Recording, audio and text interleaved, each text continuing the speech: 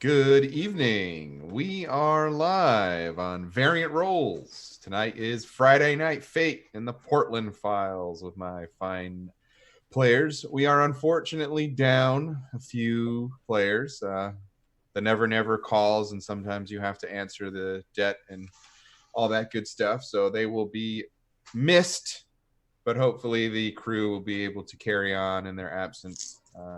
I am Adam Pearson, and I will be our DM for the or GM, DM, yeah, for the evening. And my fine cast. We'll start with Nick. Hello, I am Nick. I play Percy. Both myself and Percy use he/him pronouns. And Percy is a reformed PI who speaks to ghosts. Yes, he is. Moving on to Selena. Hi, I'm Selena. I'm ABCDFar on the Twitter, and I play Nikki, who uses she/her pronouns. So do I. And what is Nikki? She is she's our resident disaster werewolf. That's the best way to describe her at the moment, I guess. Resident disaster werewolf works pretty well. Yeah. Along with our vampire and wizard that I'm currently missing. Moving on to CJ. Hi, everyone. I'm CJ Hunter. I'm playing Cole Trickle. I have he/him pronouns, and I am perfectly fine, upstanding citizen of neither court of the Fae. Just a nice little changeling puka over here that borrows people's cars and personal belongings from time to time and remembers sometimes to give them back. Nothing to see here. Yes, no worries. The Kender of the group, definitely. What? No. How dare you, sir? And last but certainly not least, Zach. Hi, I'm Zach. I am Sir Gorals on Twitter. I and my character Andy both use he/him pronouns, and I am Anderson Wells, resident wizard dad who tries to be an author, is apparently the surrogate father of all of these disaster children. You're not wrong. Although I think maybe Cole might be the disaster uncle. Not really sure yet if that is how that's going to work. I mean, that sounds about right. Yeah, right. There you go. The dad over here is telling you what to do. The uncle over here is telling you how to cheat at cards. Yes, exactly. Yeah. You're underage? Sure, I'll buy you alcohol. Great. Exactly. So when last we left our gang of heroes, there had been a lot of poking around town. We got into some excellent role play while dealing with some NPCs across the campus of Portland. Cole and Percy decided to go toss the Malvora's house, the dead vampire, the very, very, very dead vampire.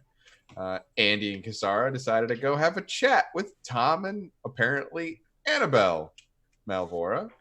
Harmony decided to go cash in her debt with Winter and talked to one Melusine, who turned out to be Cole's ex-girlfriend, which definitely won't at all come back later.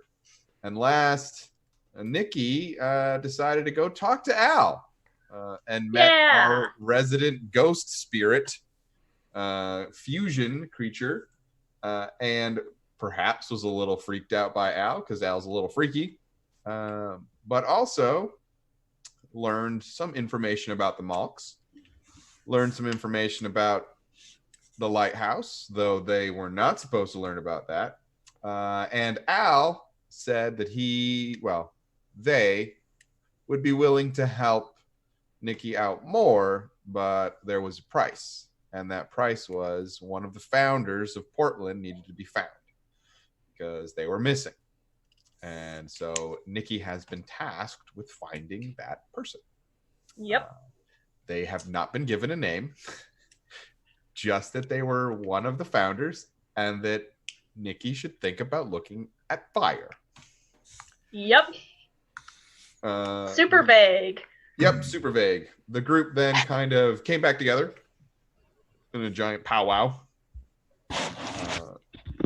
Learned that there's a lot of weird things happening. Not many people understand what's happening. They mostly gave you guys more questions than answers, which is always helpful when you're trying to solve a mystery. And eventually, you guys split back into a little bit of teams, and I believe it was Cole and Kasara that decided to go visit Gil, where Cole got his talking to, and Kasara was welcomed with open arms. Of course. Found out a little bit more that there were some summer fae that had gone missing as well. In particular, creatures known as elves, not to be confused with D&D elves. These are deadly wood fae creatures that do not play nicely with others. They're mostly scouts and kind of hidden creatures that are very good at archery.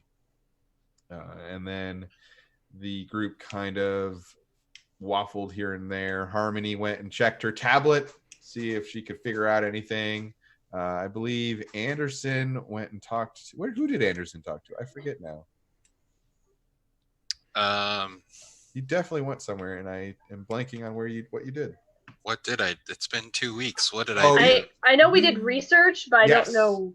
Yeah. You did research. Yeah. You did Research research. the lighthouses and stuff. Yes, you did. Yeah. You did some research in lighthouses, and because I could not find the woman's name while I was searching through my papers, I told the group last week that her name is Siobhan, spelt in the traditional Gaelic spelling, so it doesn't look at all like Siobhan. But that was the person who was working and is supposedly the keeper of the Portland Observatory, which is the downtown lighthouse that is more museum and kind of relic than actually a lighthouse anymore. But that was the only contact person you'd had really learned. Yes, and then we did some research about fires, and obviously between Harmony, I believe, and Nikki kind of coming together, the idea of something called a phoenix may or may not have permeated into the ether of their minds.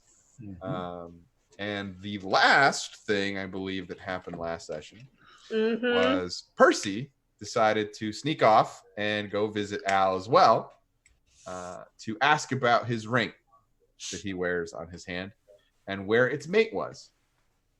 And he was told quite enigmatically that it is not here in this time, that you have run out of time and it's somewhere in the past.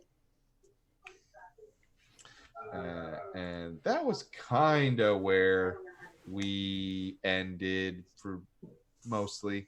There was a few other things that happened, talkings and freaking out, and Zach freaking out because Andy doesn't know any of that yet. But for the most part, and now some of us are mods, and we can interact with Mood. Cool. So that's kind of where we ended. We had to take a week off because the real world called, and again, we had to answer. Mostly me. And so tonight, I think we will pick up a couple days after Percy's last escapade to Al. You all have probably settled on some plans and thought about some things, and Harmony and Kasara are off doing Harmony and Kasara things. We will get back to them next week. That won't be at all interesting or ominous. But for now, what are the four of you up to? Do we all just want to be going to the lighthouse and start looking into that, or do we want... That's what I was going to ask about, checking into the conservatory and meeting Siobhan and seeing what we can look into, like pry into that some. Sure.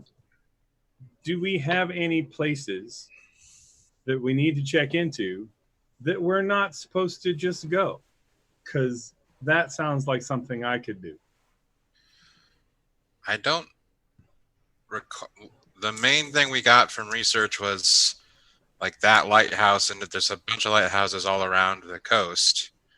A ton. There were like a couple, I think, if I recall right, that stood out, but this one was important because it is on a ley line, right? Yes, the one in downtown Portland actually sits on a ley line that goes up and down the peninsula. Well, yeah, it's kind of it's a weird promenade peninsula thing. But yeah, basically the ley line connects to either end of. There's two nexus points on either end of the peninsula, and the observatory is not quite in the middle, but it's very near one of the far nexus points, Which makes that of primary concern, at least as far as Andy goes. Right. And I bet that there are parts of that lighthouse that we're not supposed to go to. Gotcha. Yeah. Not that I would ever suggest that you break and enter into a place where you don't belong. You would never have to. Great. There was also the matter of looking into some of the history of the fires, I think, right? Basically, what I found out was that there were minimal fatalities. Basically, is what the situation was. Is that there really weren't any fatalities in the fires that happened in Portland, and that was one of the. I'm trying to remember what I'm going to say like poem or something that Harmony found that said that it was so she has that tablet, the right. tablet of Kerr. I'm double checking that that's actually what it's called. That sounds right, but I could be wrong. Yep, the Kerr, Guardian of the Tablet of Kerr. And so one of the stanzas from the tablet said something about beings of fire could preserve life or something like that. She, if I remember right, what she took from it was like something like born in fire or whatever, like it lived as long as, or its life was extended by the lifespan that was saved by something that should have died in a fire. That's what I kind of got to. Something like that. Yeah, something like that. There was some kind of stanza like that. And now, obviously, despite the fact that she is a super translator wizard, there is always, room for error. Right. And I'm not a super big researcher, but that's what we kind of figured out together. And we don't necessarily have all of that poem, maybe either, because since the tablet is broken. Sure. But that's what I kind of got out of it. I still don't know where else, like the next step in that investigation should go, but I think currently we should focus on the lighthouses. I agree. That seems more problematic than the Phoenix or possible Phoenix. It's more actionable, at least, and Harmony is a much better researcher into that kind of thing than I am. A quick question. The people who died did anyone actually die? Do we have names of people who died in this fire? From what I understand, there weren't any fatalities. Is that what it was? Or just minimal fatalities? Yeah, so based on a quick, you have the ability to use Google because you're not a wizard. So you can Google search. If you compared some of the Portland fires to the Chicago fire, or the New York fire, or the Philadelphia fire, there were a decent number of people that just die because they get trapped in buildings or they get just whatever. If you do the numbers and if you do if you work out the percentages, the percent of people that probably should have died in the fires of Portland did not. So there was a large percentage of people that should have died that didn't die. There were still people that died, right? But it's a numbers game, right? So the law, big numbers said there should have been. We'll just use round numbers. 20% of people of the Portland city died, should have died. And when you do the math, it was only 5% of the Portland city died. and so you're like 15% of people just were somehow saved or did not die, or something kept them from going the way of the Grim Reaper. And that stands out as a anomaly. And perhaps it's only an anomaly because you're really digging deep into the numbers, and that's how this works, right? In the Dresden File universe, it was like, oh, just everybody got lucky, it's fine, and they just wave off coincidence, and they wave off seemingly miraculous events as oh, science can explain everything. Yep. Well, there's also what? Would you rather 15% of the population were dead? I mean, exactly. What exactly. Were kind of monster? Was the percentage of like non-fatal injuries commensurate with the scope that it should have been? So is it just fatalities that was lower, or were less people hurt too? That number is going to be harder to like encapsulate because injury, like if you look at history books, they don't really like the wounded in battles is definitely something that is sometimes reported, but like the dead are easy to like, hey, you're dead. Okay. That makes sense. Yeah. Died on it's easier to keep track of day. at that time. It was a long shot question, but no, that's fine. It's a good try. But yeah, the keeping track of wounded and injured is a little bit weirder than people who died. That's easier. Yep. I mean, so really that information. I mean, it's only 1866. Weren't you there, Andy? Listen, he's not that old, guys. That is shockingly close to the year I was born, more so than you might think. Yeah, he's born closer to that than he is today. Today, yes. Well, shoot, son, I was joking, but all right. My parents were alive then. All right. That's an interesting thought. That my parents are... No. So, Percy, could you hypothetically communicate with them? Or communicate with older ghosts? I don't know what the deal is. I don't know how ghosts work. That's not my area of expertise, but... Ghosts are memories, sort of. Yeah, that's what I can understand at least. What I would ideally want to do is find someone who was involved in the fire, lived, and then died later to ask about how they lived through the fire. Because people who died in the fire are probably just going to be like, yeah, it was hot. Ow. They also might not be coherent depending on how they held on. Yes, but if someone died peacefully in their sleep 40 years after, that might be a little easier to ask questions about. If they're still lurking around, yeah. That's the problem. It being 150 years ago now, it's going to be very difficult to find people still hanging about. Yeah. Not impossible. Al's around. Just a thought. But well, Al's a different... Al. Yeah, Al's a totally different thing. I'll go take a walk around the graveyard later, but... I was going to say... That's definitely something we should do at night, and a lighthouse is definitely something we should do now-ish. Yeah. Yes. We can still... We could be having this conversation in the car. Whatever we want to do. Sure. It's a lot of lighthouses. So many lighthouses. I'm just saying, it's known as the lighthouse state, so That's fair. We go to the light line one first. How about that? Why don't we start with the observatory and work out? There's shockingly few lighthouses in my state. It's not that shocking. Listen, landlocked boy. Of course it's shocking. I say the number of lighthouses in Iowa is slim. Yeah, Missouri too. But we got windmills. So you are so many windmills. All heading down to the Portland Observatory. Yeah. Why do we know, or Cheval's not involved in the magical community that any of us are aware of, is she? Siobhan. Not Cheval. Siobhan.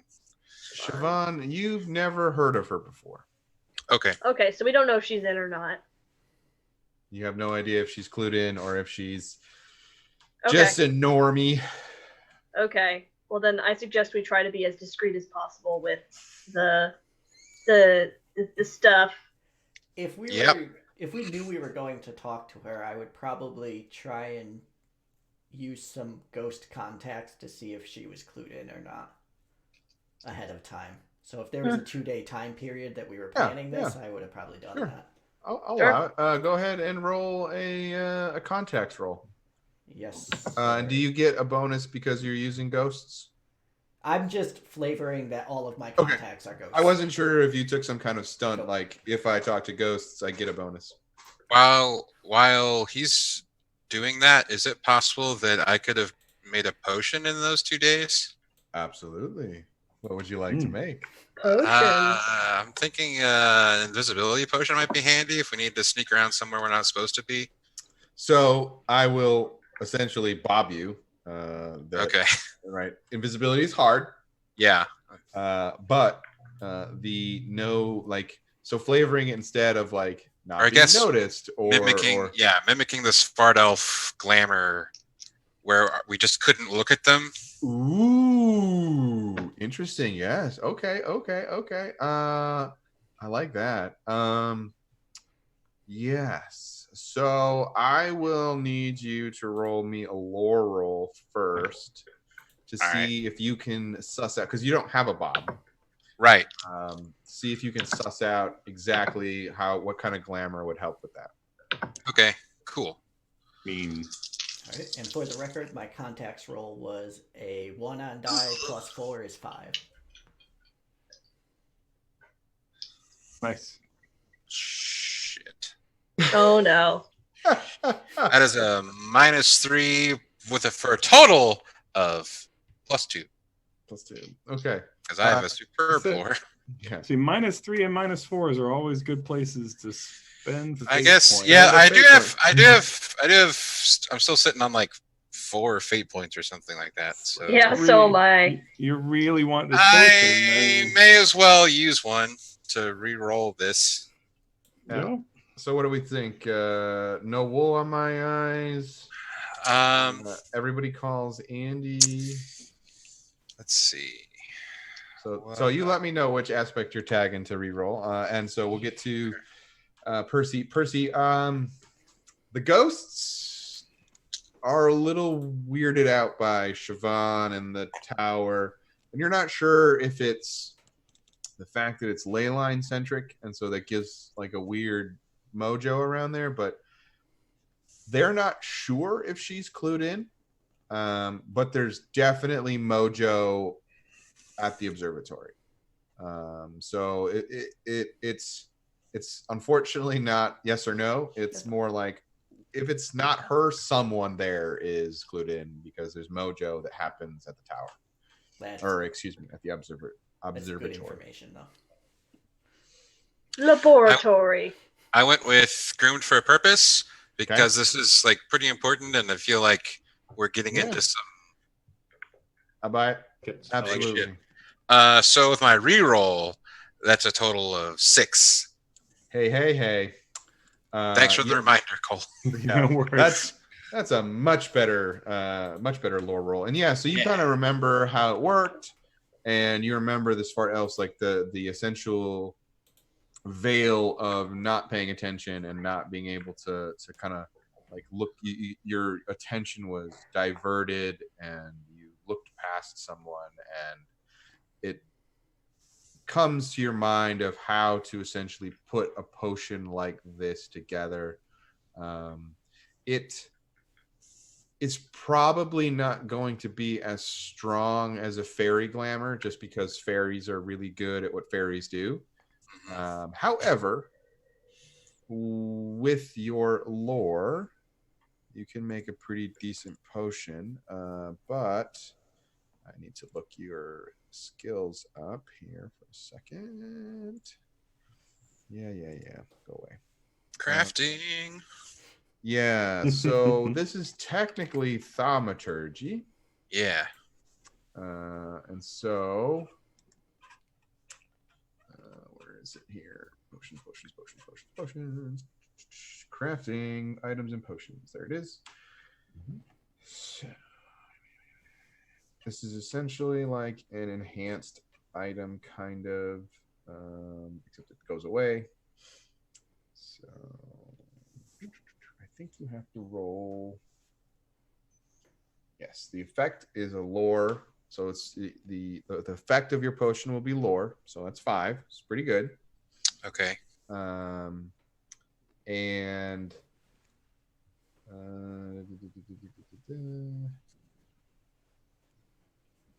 so Gotcha. unlike a normal enhanced item, the effect strength of the potion may be boosted on the fly or at the time it is created with an invocation of aspects. So you could basically tag an aspect to put more juice into it. Each invocation of an aspect allows you to essentially increase the strength by 2. You may choose to take a compel in order to get this bonus for free, but that means that I can essentially introduce a compel at you at any time, and you do not get a fate point because you can't refuse. Ooh. Or excuse me, you get the fate point, but you can't refuse. Got it. You can't refuse the compel. It's essentially you're agreeing to take a compel later, like an IOU compel. Oh, okay. That's cool. I mean, I kind of want to do that just because it's going to get us into some shit. It's gonna get you into some crap, and you'll get a fate point out of it. So Yeah. You'll regain the fate point that you lost making Yeah. the potion. I'll break even on the fate point, basically. Mm-hmm. All right, so If you want a free compel on me, that is. I can't imagine Adam turning that down. I mean, gee, a free chance to make trouble for us? What? What? gee. Yeah, all right. So I'll say Does he need any? with your resources being what they are. I was planning on dipping into our slush fund if necessary too. Yep, that happens. So that'll be a free tag. I think you have 4 more left. And yeah, so you will have a potion of you're willing to give me a compel. I am. All right, so your potion will be a level 7 glamour. Heck yeah. That will be an epic glamour. Dang. All right. Hell yeah. I don't know who's gonna have this, but how many slots does a potion It's take? it's gonna be not me. Yeah, because he can already do that. Right. As a matter of fact. So me or Percy, unless you want it also, is also a possibility. Yeah, maybe an invisible wizard. I think the Maybe. wizard should have it. But Yeah. It depends on I how can- good your stealth is. My stealth's pretty good. Well, I can try to veil myself. It won't be nearly as good as this potion or what Cole can do. Mm-hmm. That potion's better than what I can do, but So this basically takes up one of your enhanced item slots. Oh, okay. One of my enhanced item. Okay. Mm-hmm. Is that the same as an enchanted item? Oh, it says enchanted items and potions. Oh, excuse me, enchanted. I didn't mean enhanced. I meant enchanted. I can read. Okie dokie. Cool. We're on our way to the observatory. All Yep. right. All right. Rad. Definitely not in trouble at all. Oh, With excellent. Excellent. On our way to this with a free floating compel on me, that is going to be fine. Everything's fine. Oh man, oh man, oh man. So it's not it's not a terribly actually far walk from where Andy lives, because we said you live in kind of the old East End side of the area, and so you kind of make it down to Congress Street and just kind of walk up Congress Street. There's this strange conical shaped tower that just stands above the landscape. It's a little weird looking, and it has a little building next to it that says Portland Observatory, and it's just sitting there. It looks like it's made out of brick, but when you get closer, it actually looks like it's just covered in shingles. They do tours here, right? Picture of it. Actually, maybe it is brick. It's really hard to tell in this picture. No, it may be. those look like shingles. That picture, they look like shingles. We're gonna say they're shingles. All right. I have never been to this part of Portland before, so It's a clamor that makes it look like bricks and shingles at different parts of the day. they and there is a Portland Observatory National Historical Landmark plaque just plastered right next to the door. All good stuff. Yes, they have tours. We're here for a tour, yes? Andy asks, looking to the group. A tour, like last time, right? That's what I was thinking. I'm absolutely certain y'all are looking for a tour. I'll just hang out and see what happens. Does this place Sure. give tours? Let's see if Chiffon's cool. Yeah. Percy, is there anything? Is Manny getting anything from just being here? I don't know how Manny. I don't know how Manny works. I don't know how dead people work. I'm Yeah. gonna need you to really choose your next words carefully.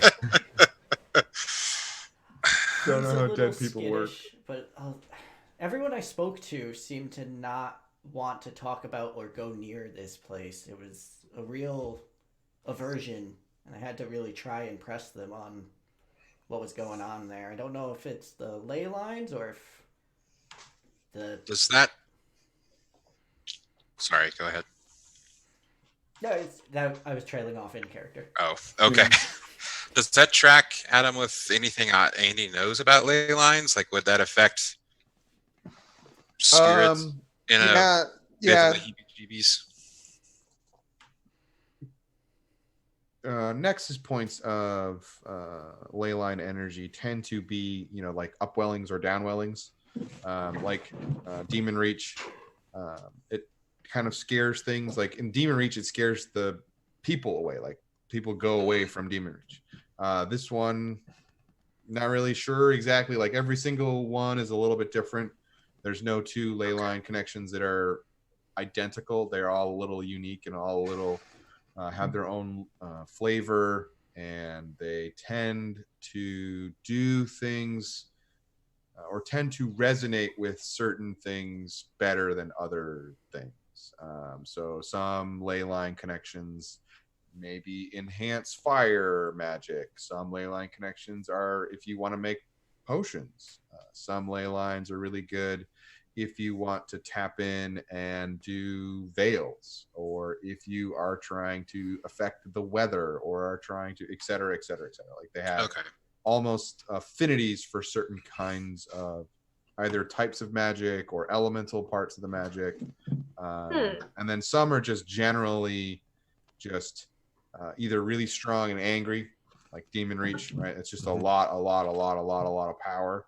And there's a reason for that one being just pure power. But some are pure power, some are flux. Like so if you're dealing with trying to change something's like state, it's easier, things like that. Do I feel anything here? You definitely sense the ley lines, but you've lived in Portland for a good long time now. Right. So you know that there are a decent number of ley lines that are running around Portland. Okay. There's several that run along the peninsula, not like major ley lines, but definitely the peninsula is kind of crisscross with them. And you know that there is kind of where you're standing now, a little bit further. Let's see, from where you are, almost directly north of where you are, there is Nexus Point, and then there is a Nexus Point basically where the Western Promenade is. And so there's this weird, like almost elliptical ley line connection that is pinned on either end of the Portland Peninsula, and it kind of almost makes like a barrier. Like lines of magnetic force around two poles. Almost like lines of magnetic force around two poles. Interesting. Okay. How fascinating. So this ley line, this point makes spirits feel weird, but I don't necessarily know why that would be yet. Nah. Okay. And I would say Andy's not real well versed in the net, like the ghosts and things and spirits and things. Oh, Or yeah. not spirits, ghosts in particular. Ghosts. So Ectomancy. yes, ectomancy. It's He's your not an forte. ectomancer. Nope. Technically, Earth neither magic. is Percy. Well, yeah. Yeah, technically neither is Percy, but Damn it. If you want Earth magic and some air magic, I'm your guy. Yeah. Dang it, Jim. I'm a geomancer. Okay. Is everybody ready for this? Oh, yeah. Let's I go see if we get suppose. tours. I think Cole's probably just going to slip away from the group and look for do not enter signs. okay. That Or sounds as about Cole right. calls them, enter signs. Yeah. As Cole calls us, these are obviously the signs that people put up to tell me where the interesting places are. So, Cole, you noticed a couple things. One, the building that is the Portland Observatory is quite small. It's basically just the observatory. It goes straight up, and there's a little building in the back that seems to be maybe either where the guest shop is or maybe where the bathrooms are. Mm-hmm. Immediately next to the observatory is the First Free Methodist Church. It's a very tiny little church. It's a little cute church. There is a store, like a little corner store on the other corner, and a couple of housing buildings, like residential buildings. And then there is a whatever this is, I guess an apartment complex. We'll say it's an apartment complex because that's what it looks like. Nope, it is 100% a fire department. 100% a fire department. Well, Hey, I guess I may wind up checking out the firehouse. that's handy. I love it when my plans come together like that. I didn't even plan that, y'all. And it's Like you did it on purpose. legit fire department right there. Perfect. And the corner store is called Hilltop Superette. Um, Well, that makes sense because the place is. This should be one of the higher points in downtown. Is the whole point of the observatory was being able to see the ships coming in better than people down at the wharf could. this is the one that was like a base for pirates, right? Historically. Just unscrupulous business people. Basically, not Pirates. Yeah, not pirates. More like trying to take advantage of people. basically, yeah, they'd see a ship come in before the people on the wharf would do, and then they'd send signals to their agents so that they could, make deals before the ship came in, stuff Right. like that. The second port authority. Exactly.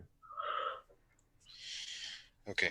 I mean, Drop to die. people after Cole's own heart, really. So, I guess if you get into trouble, contact one of the two of them since I don't have a phone. Yeah.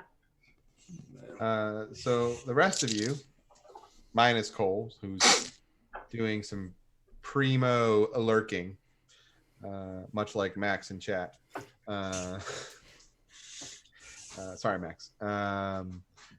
You walk up the stairs, and there's a little old man just kind of sitting at the door, and he just is for the tour. Yes. Sure. Yes. Yes, please. That'll be $5 a piece. I pull out $5. I pull out an extra $2 to tip him. Because always tip everybody. Tipping is good. He collects your money, and he gives you little like the raffle tickets, essentially, and then he just gives each one of you a raffle ticket for your entry ticket.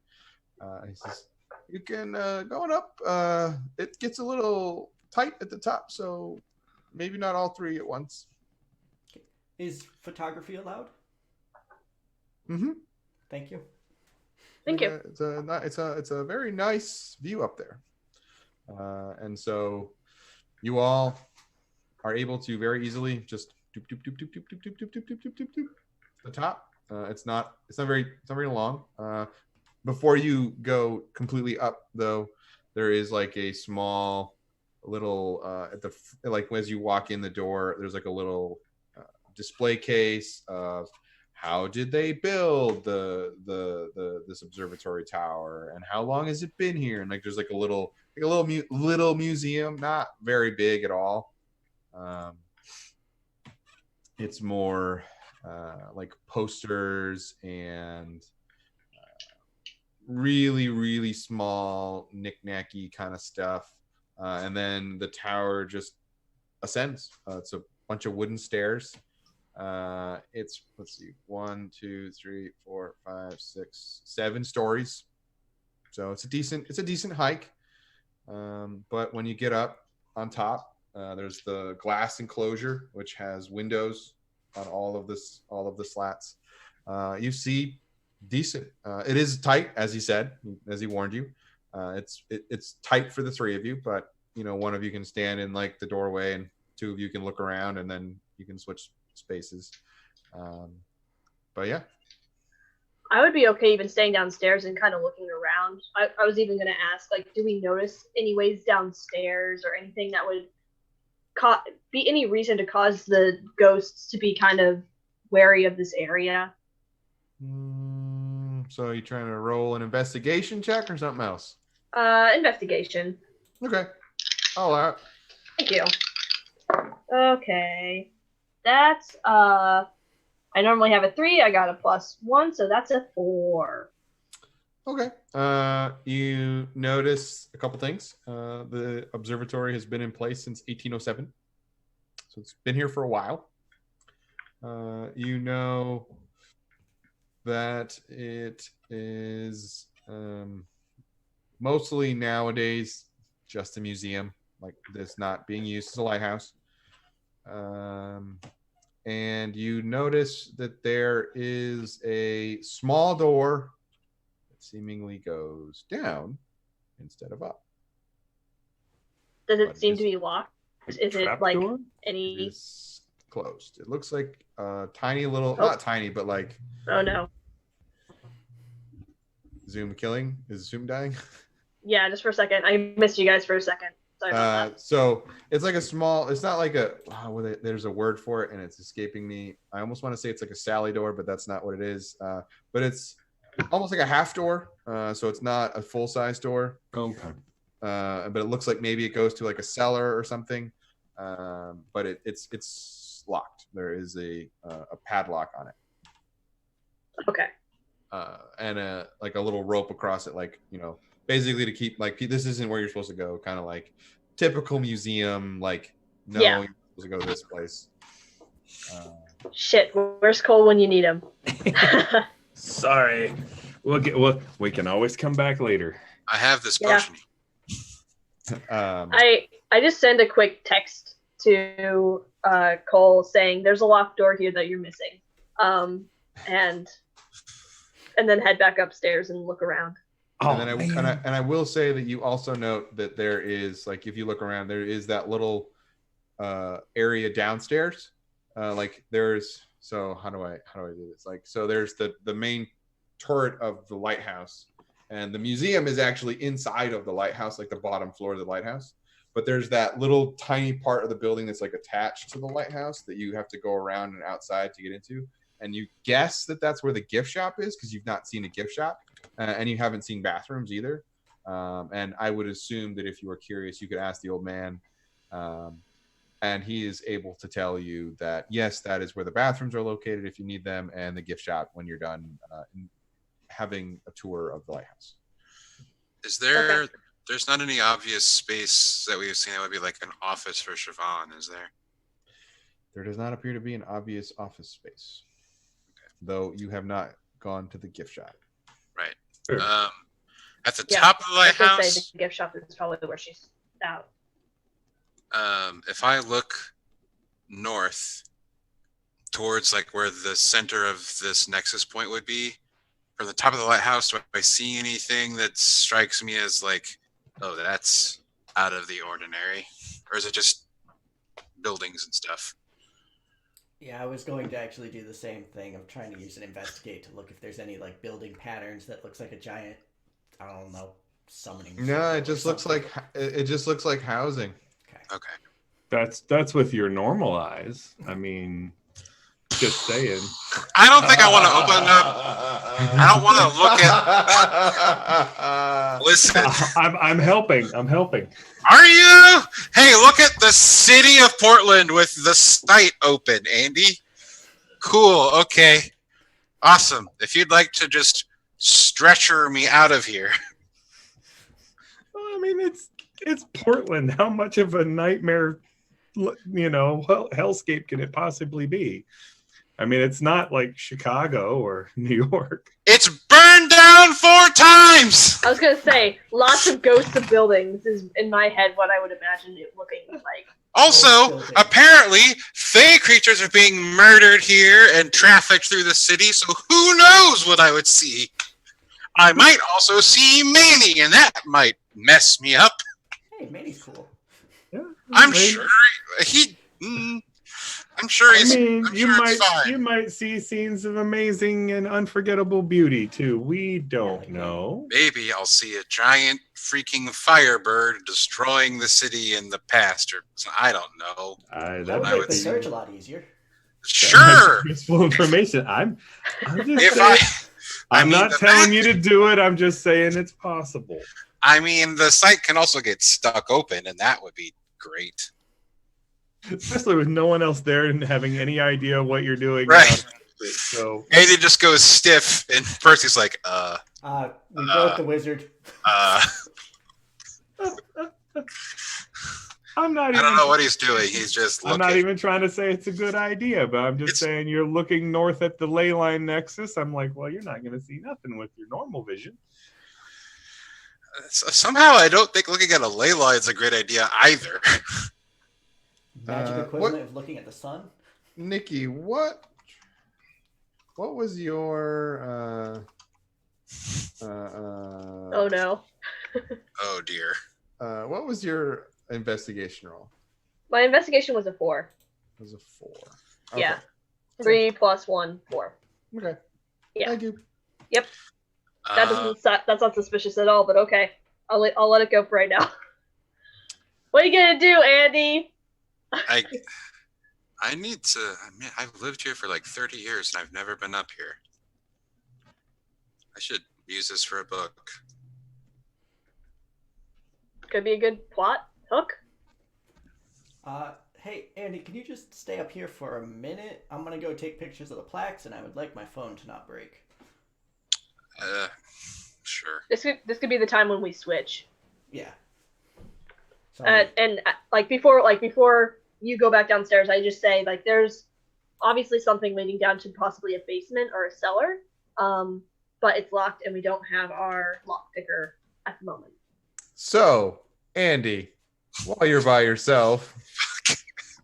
Oh, good. Oh, good. Yes, GM. You can take your fate point. Okay. Great.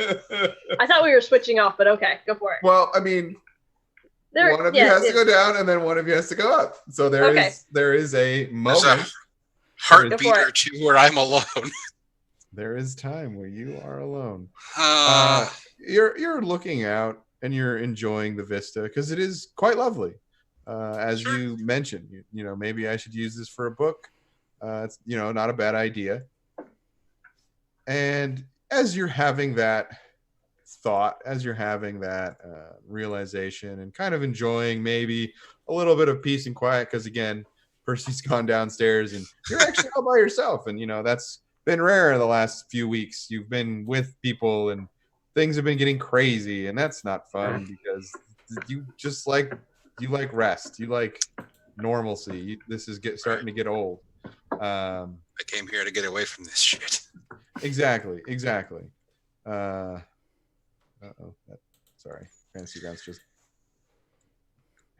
okay. And so as you're having this realization, as you're enjoying this image, you hear a sound behind you. Oh, good. I'll turn around. Yeah, you do. And sitting in the shadows, looking at you, is this strange creature. It seems warped and twisted, and almost like shadow is kind of dripping off of it in a strange way that you've never really seen before. And it kind of lumbers towards you and reaches out to touch you. And you've taken my free compel, so I sure have. so it does touch you. Great. And you hear in your mind a voice that you've never heard before. Cool. And it sounds something like, "Hello, Wizard Wells. I see you are interfering with the lighthouse. You should leave." And the shadow just kind of melts away. Unfortunately, you take 1 mental damage. 1 mental stress. Okay. Andy, are you okay? Dean, aren't you sad you didn't have the site open for that? Because that would have been Nightmare inducing. Yeah, that would have been great. You okay, man? You okay? Did you see? It's gone, I assume. Yep. Right. Super gone. There's Did I miss somebody coming up? no.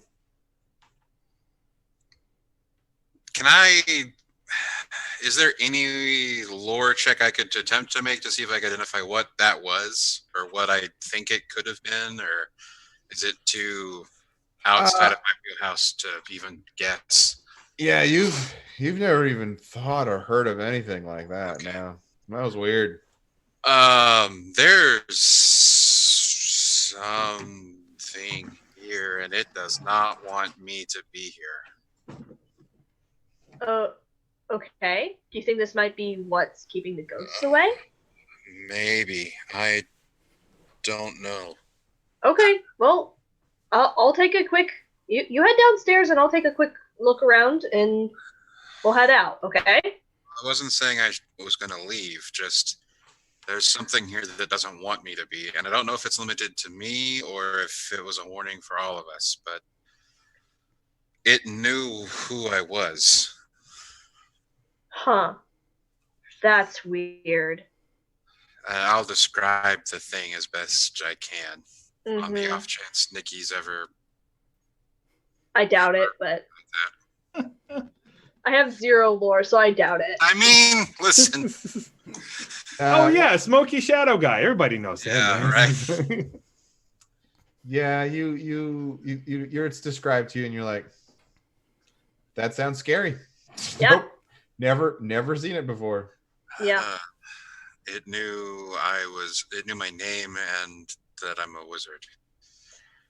Okay. Well, that's definitely sketchy. Yeah.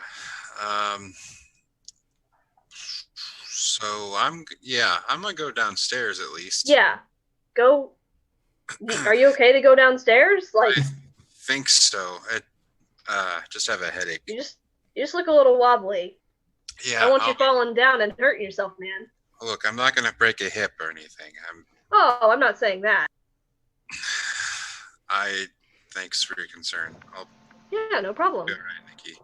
Okay. I'll send Percy back up or something. Okay. I just do a quick look see and then go back down too. 'Cause I know that you're not okay right now. I go downstairs. I'm gonna look for Percy.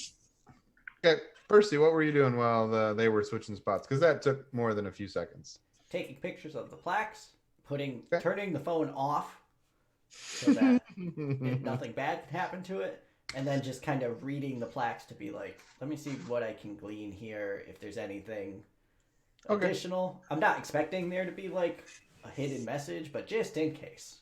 Sure. Yeah, you read through,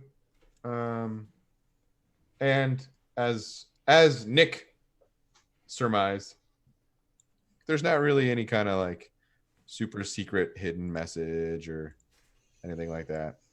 There's no Illuminati symbol on the plaque or anything. There's no secret button underneath the plaque. Okay. But It's a that's map what on he's the doing. back of the Declaration of Independence. Not with your casual look around. No, you don't see anything. See, when you say that, it makes me want to put dice on table. But no, Percy would just be doing a casual look around at this point. Yeah. There's a lock to pick later. We'll come back. Hey, Percy. Oh, yeah. Manny hasn't seen anything, has he? I asked Manny to stay outside.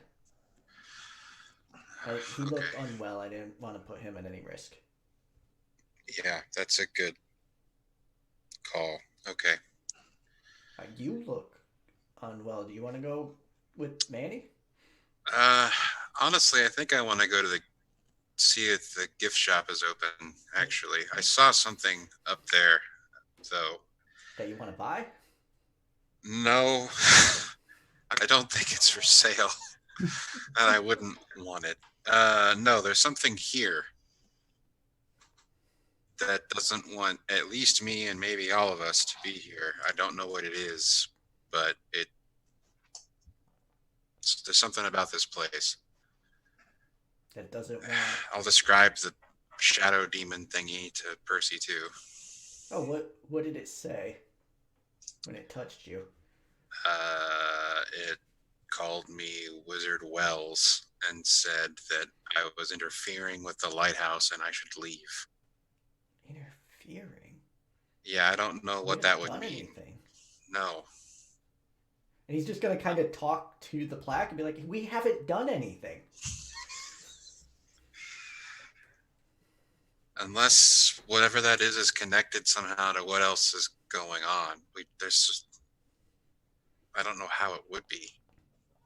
I don't know what that thing was. Yeah, which I don't particularly scares me a little more than anything else. I don't want to meet what scares you. Yeah. I've probably come down at this point. And I basically say, because Cole wanted me to take a picture of the lock. I kind of forgot. I missed the text as I was going up the stairs, and so I had already turned my phone off. So I'm going to do that when you guys go to the gift shop, take a picture of it, and then I'll head back in with you guys in just a second. Okay. I'm going to go to the gift shop, I guess. You know, I'll be right behind you guys. I just want to take a quick photo. I'm going to stay close to our friend. Yeah. Make sure that nothing bad happens. Buddy system. Yeah. I can handle myself. I can handle myself. I'm just saying, you saw something that we didn't see, which is pretty surprising. Myself. It's not a thing. No. I'm a wizard. Damn it. Yeah, I'm not. Hand on your shoulder and is like, I'm not disputing that. I'm saying that sometimes wizards need help, and that's okay. Yeah. All right. Okay. It just goes to the gift shop. All right, come on. Deep sigh. I take a quick photo of the lock, like Cole asked me to, and send it to him, and then I turn off my phone and head to the gift shop. Cole, where are you? Oh, well, yeah. Like I said, I was going to go check out the firehouse. So if anybody's interfering with the lighthouse, it's probably me. Thanks. But anyway, just get. I guess this is like probably is this a very old firehouse? The station like dating back or? Actually, it's relatively recent. It looks like it's been very very well done, very renovated, cool. And it has like 4-door bays for engines and things. Wow. It looks like this isn't a volunteer fire department. This is actually a Portland Fire Department. Like this is one of the hubs, right? And you're not sure if it used to be one of the old locations. I mean, sure, it's potentially where it used to be, or if this is where they moved to because it was land that was available. And centrally located, and it's relatively in the middle of the busier streets and stuff. So yeah, it's actually very square brick building. Not at all a landmark. It's almost like a juxtaposition of very modern style architecture next to this weird lighthouse that just sticks up above it. I'm trying to think whether burglary or maybe craftsmanship would give me more architectural information about, like, was it built on top of older things or what? But yeah, you'd probably have to go to the library and look through the microfiche to see like what the building plans of the city, because you can't really like go up to a location and be like, I deduce that this used to be an old timey fire station. No, like that. Like it's gone. Like whatever was there is gone. Fair enough. So okay. Well, I mean, yeah, it's not been converted from anything. This was like leveled land and built new. Okay, fair enough. Yeah. This is very, very, very new. A very, very new fire station. And it looks very modern. It has parking lots in the back where the fire department parks and things like that. Really? I haven't stolen an emergency vehicle in a long time. Damn it, Cole! We're here to investigate, not to rob the firefighters. Yeah, while Cole is debating whether or not to rob firefighters of their personal vehicles, we cut to the gift shop. Hey. Hilarious. Okay. So you'll have to give me a moment. So, Andy. Yes. What's up? What's up, man? You're just having a night. Just another day in Portland. Just another day in Portland, indeed. So you are walking towards the gift shop. And you feel weird as you step close to the gift shop. You've never felt this before, but you've heard about it. Oh, good. You have just entered a massive veil. And as you step through it, several things become apparent. And I will say you are the first one to step through because you kind of were leading the charge towards the... Yeah, I was in a huff. These kids in their rock and roll. Wanting to make sure I'm okay. Yeah, like, that's a terrible thing. How dare you? So you notice that the pleasant, very nice, not at all problematic gift shop is suddenly not what it appears anymore. It looks picturesque. It looks like people are just chilling inside the gift shop. And as you step through this barrier, you see that there are broken windows. You hear commotion. You hear fighting sounds coming from inside of this gift shop. And you notice that everything is not what it appears.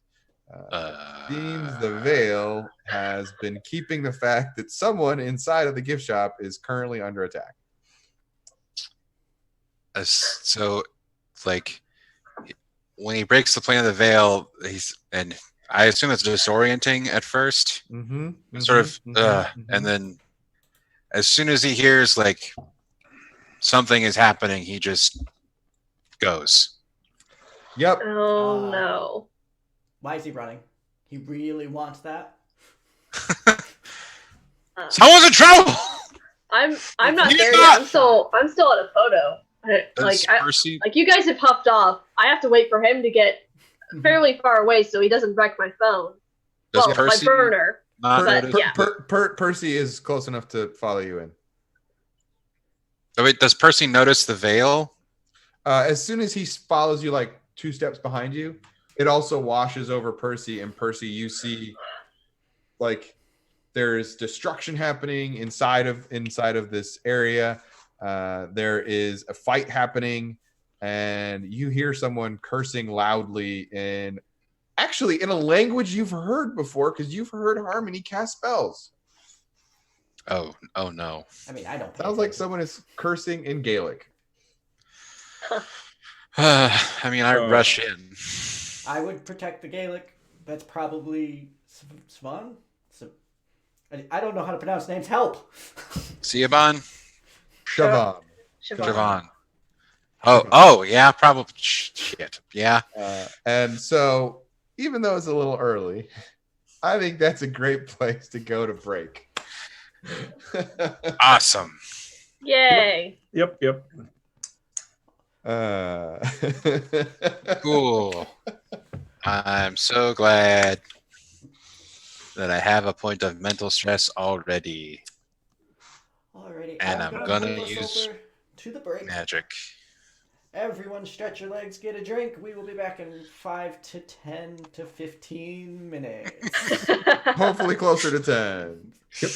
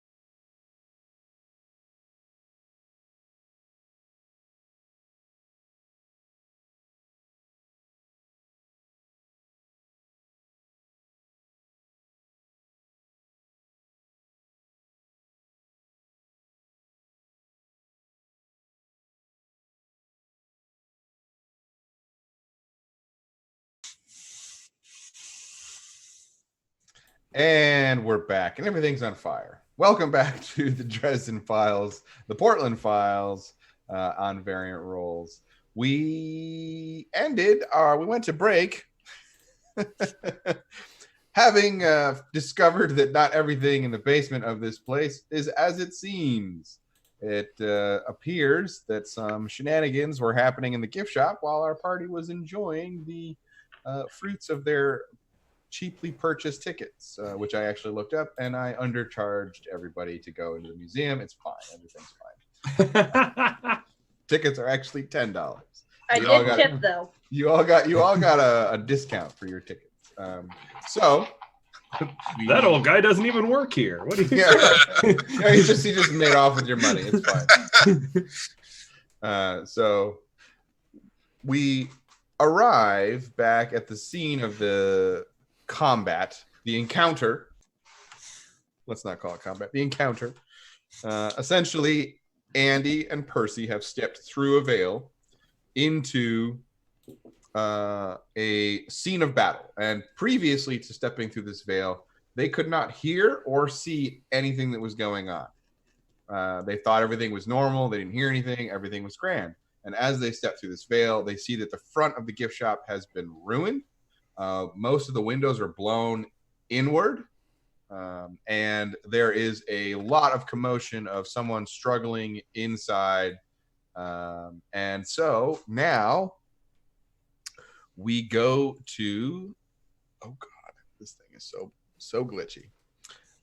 The good old fashioned combat tracker initiative. Except that in Fate, initiative is designed based on alertness, so I don't have to have my players roll initiative. I go first. Woo! Normally that would be true, Nikki. Normally that would be true. Except what you're fighting are hella fast. So I go last. Yeah, you go last. Sorry. Andy, you go very last. All right, so let me clear the combat tracker of the old enemy.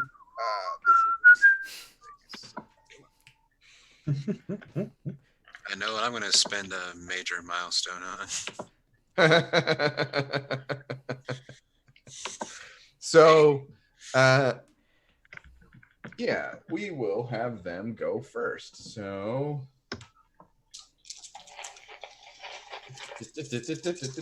yeah. Figure out what them are. Yeah, indeed. That's priority one. And she will make a thing. Okay.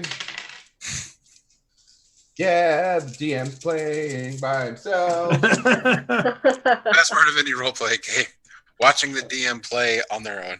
Okay, and so she takes 2 physical stress. Oof, that hurts. As you hear a woman cry out in pain, and finally you hear a strange caterwauling sound of like. Oh. No. And then you see jumping out of the window, Andy and Percy, a creature that Andy might be familiar with, but Percy, you've probably never seen this thing. This is essentially a bobcat-sized cat creature, well, feline-looking creature. It is very weirdly shaped. Its head is much larger. It's got like rough fur. It doesn't look soft and cuddly. It has these wide paws, and each paw has an extra digit that kind of comes off to the side. And it leaps at... it'll leap at Andy. They're Hemingway cats, no problem. Okay, so Andy... But we're not. It is coming at you with a... I'm pretty sure that it is a great attack. Yep, it's coming at you with a great attack. So cool. You can do a couple of different things to dodge. One of which is either a shield Yes, please. spell, or you can roll in acrobatics, I believe. Nope. I'm not gonna do that. I'm gonna use magic. I'm gonna use magic. I mean, you know, Andy's not the most dexterous of men. because and by our acrobatics I mean are all so high. athletics. Yes, Athletics. I meant athletics. yeah, not acrobatics. that too. But still, I at least have athletics on my skill sheet. Mine's a 4.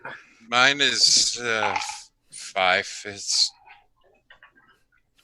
average. Or 1, not a 5. Yeah, average. So a block. I'm gonna use a gravity block. Okay, so this would be Earth magic.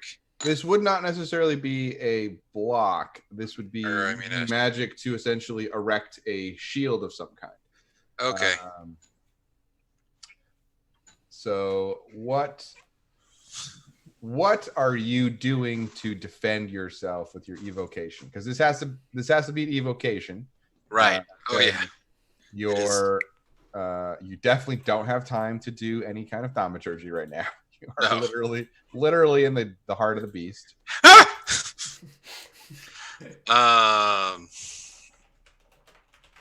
So I suppose it's like middle of the day.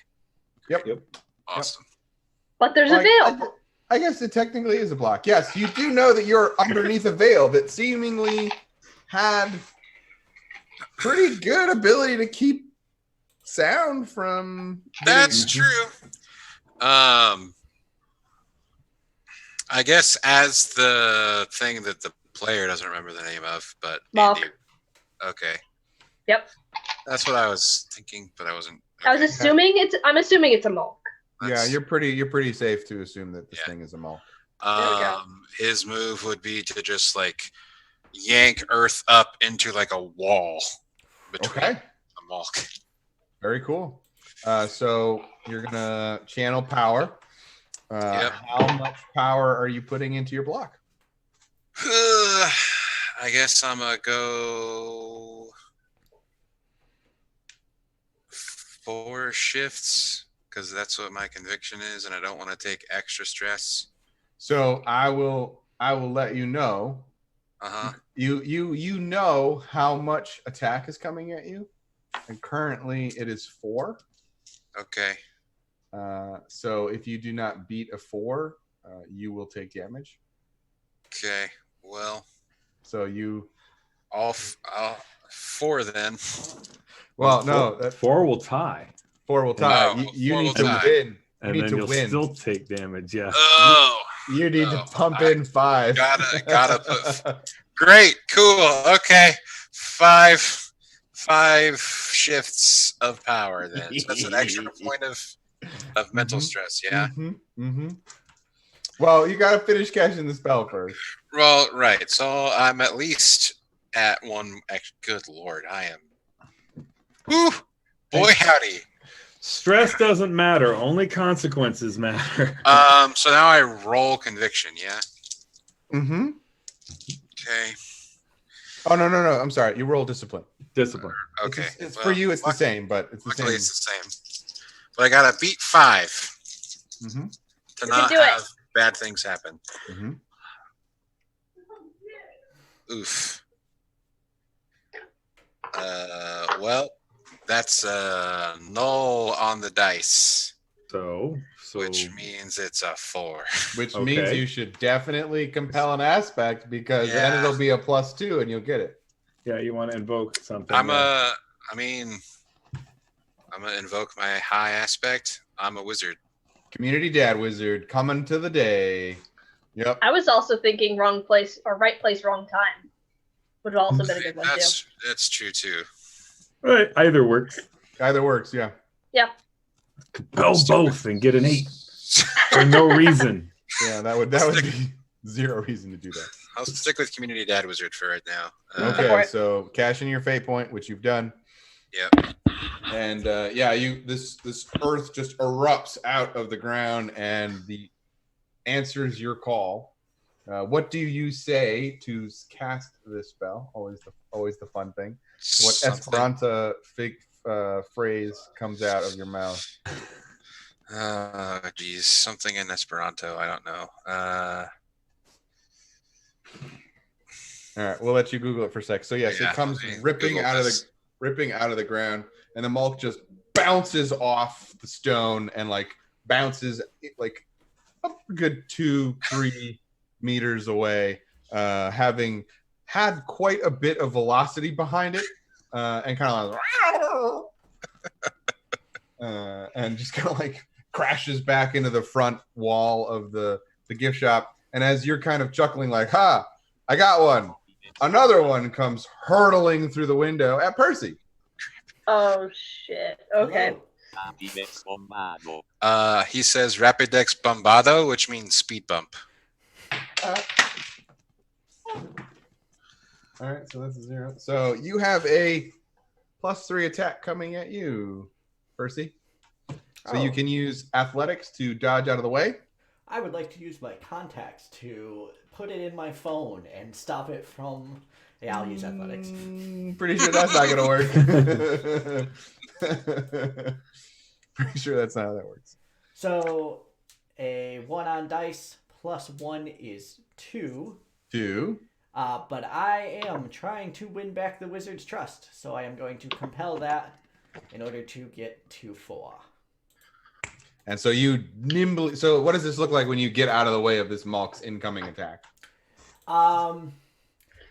I think that he was originally going to step to the right and would have taken like a little bit of a gash, but saw that it would have left Andy open.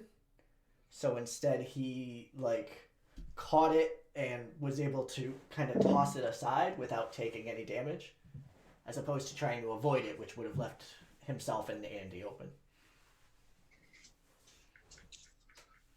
Right. And that's exactly what happens. And it goes basically sailing past you.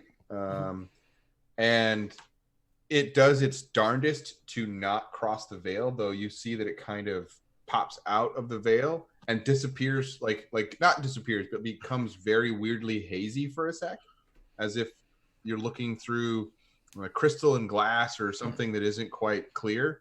And then it like pops back into the veil and becomes crystal clear again, as if on the other side of the veil, it is a hard time seeing out as well as in, which is kind of usually how veils work, unfortunately, for those that particularly use them extensively. And so that's something new for Percy. He now knows that sometimes if you use a veil to hide something, it's also hard to see out. All right, so those are the Malks. It's now Nikki. So did I see that Malk pop out? Only if you spend a fate point. Sure, why not? I got 4. All right, spend a fate point. And yes, you saw for a weird second, you saw this creature like stumble out and like jump back and disappear. And you kind of do one of those like, huh? Yeah. Like, what? Did I just see Michael Jordan in the middle of the day? Wait, what? Like that kind of classic double take. Yeah, it's very like, huh? I think we might have lost Selena. Uh-oh. Oh no. Yeah, it's Selena. It was so surprising that they froze in place. Oh. Back. Yeah, sorry. Yay. Shitty No, internet. you're fine. That's all right. It is fine. So, since nobody is currently in the lighthouse, I take off my backpack and change and run outside. The old man's Old man's still in there. There are still people in the White House. Wait, I didn't know the old man was in the building. I thought he was outside the building. Right. So he's at the doorstep to go into the lighthouse. You have to leave the lighthouse, go down a set of stairs, and then turn the Oh, corner to get okay. into. Now I understand. So you have to go outside to get to the gift shop. Okay. Shit. Okay, then I will not do that, even though I saw a Malk, and I'm not super prepared as a human to do this. So, okay, I just run out and head to the gift shop. I don't remember how much movement is and stuff, but yeah. So you can shift one zone for free. If you do a running action, you can shift 2 zones. You basically sprint. Okay, I will running out there. Okay. And as you run down the stairs and turn the corner, Oh no, you guys cut out again. We're back. We got it? You got us? Yep. Yeah. Okay. So as you run down the stairs and zip around the corner, you go through the veil and you see a Malk like kind of getting up off the ground. You see a pillar of stone just standing there. You see Andy like, and you see Percy like, and another one is circling the group.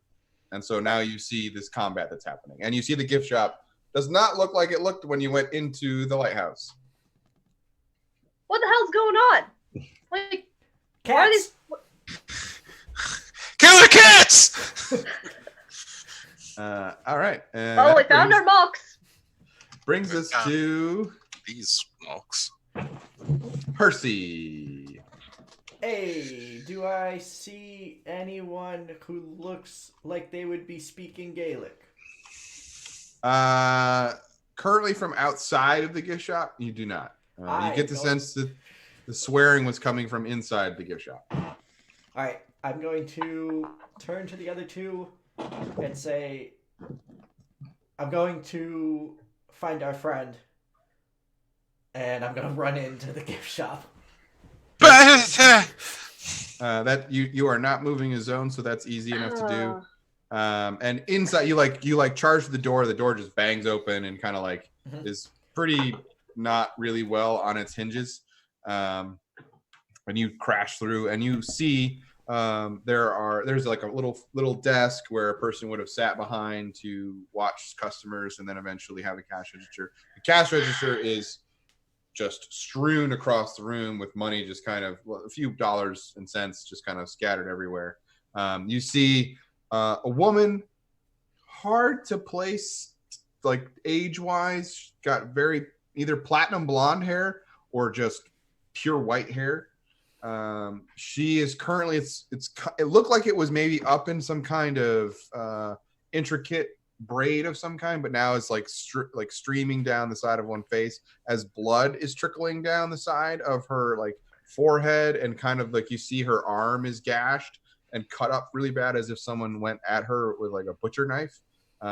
But you see the creature that you see the two others outside has blood all up and down its like paws and a little bit in its mouth as if it was worrying at something for a while. And you just see that it looks like this place was hit by a feline tornado of death and destruction. And the woman seems to be leaning against the back wall like, and the cat is like, this Malk looks like it's prowling closer and closer to try and finish this person off. So, if the movement was free, then I am going to keep moving, and I am going to treat this feline like a soccer ball on a penalty kick, and I'm just going to keep running and boot it. That sounds like you want to make a fist attack. Sure does. Go. Except with my feet, but yes. Yeah. It's not bad. Okay. All right, okay. so a -1 on dice. +2 equals 1. Is a 1. But Ooh, lots of compels. Or I lots have of, bounced off rock bottom and been in many a fight. Maybe not with killer cats, but who knows? I think I'm gonna re-roll on this. Okay. And yeah. Okay. One better. So it is a 2, and I think one more compel of turning over a new leaf to try and protect this woman to get it to +2 to 4. Okay. Wow, I like it. This is definitely not going to end badly. Okay. Let me roll my defense. So it's going to attempt an athletics. Ooh. So this is and this athletics is so I rolled a 2 on the die. It has +4 to athletics. So that is a 6. So unfortunately, you kick at it and it just almost liquid-like shifts out of your way and is untouched. All right. If possible, I would like to put myself between the woman and the cat. Makes sense. Okay. She does look like she has seen a better days. All right, that brings us to Cole. Nice. Well, I am not knowing any better. I'm going to just mosey back towards the gift shop. I'll go from 3 to 2 because I don't know if there's a veil or a fight going on, and no one's called me or anything. So no. How can we? I know. Just I'm just kind of all right, heading that way. That'll Being cold. hands in my pockets, Doop, doop, doop, doop. Yep. Ah, man, it's good thing my friends are fine and nothing terrible's going on at the observatory. Meanwhile,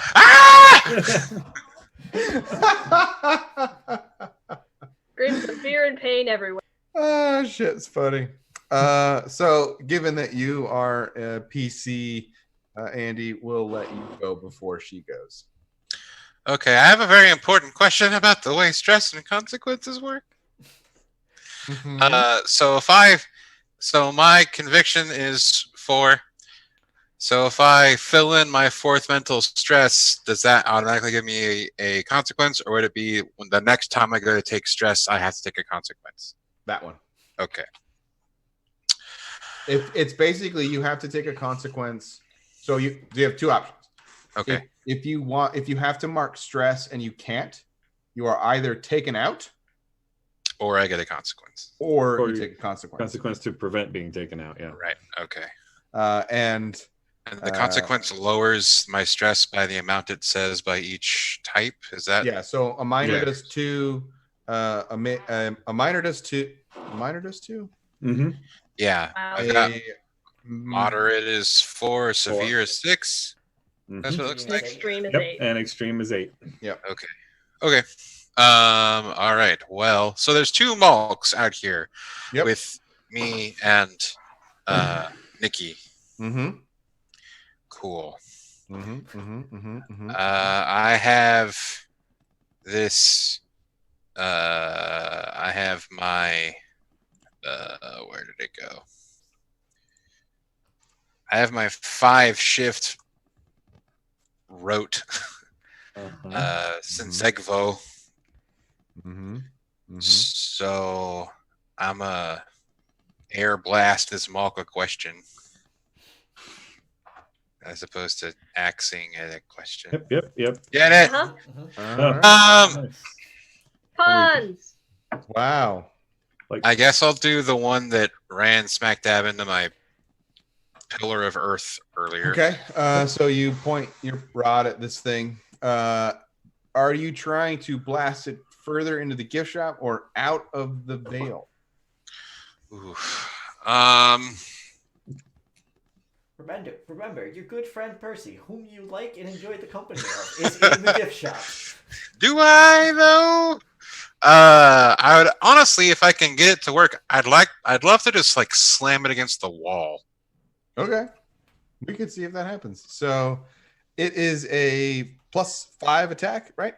Yes. All right. This thing is going to roll its defense, which is not inconsiderate. Can I spend a fate point to up it to a 7 instead? Is that a thing I can do on a rote? No, you can't change. Okay. Okay, that's what I've. On a regular evocation, you can. But Yeah, regular evocation you can pump it up, but Okay. Good roads to- are fast. Roads are fast because they're set. There's right. just Okay. like I know this one. ooh, wow. So with a 1 plus 4, that's a 5. So you hit this thing. Okay. And I believe your weapon it's a +5 weapon. Yeah, Yeah. it's a 'Cause weapon you're a 5 hit. wizard. So you do an insane amount of damage. Let me just look something up real quick. Okay. Because it has a thing. Because of course it has a thing.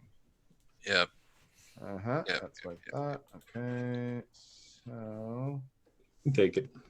Unfortunately, where is this thing? it can't take a lot of them, but it can take one. Yeah. Well, Wizardry. unfortunately, I can't do another one of those without taking some consequences. So. Mental consequences, like a minor consequence, goes away pretty fast. Yeah. Severe consequences, not so much. Right. That's like burning a hand. Yeah. Literally, Dresden's hand thing was an extreme consequence I was gonna say, because Yeah. it took him books to get over that. But Yeah. Okay. So let's see how much physical stress this thing. Okay. So yeah. Boop, sure. boop, boop, boop.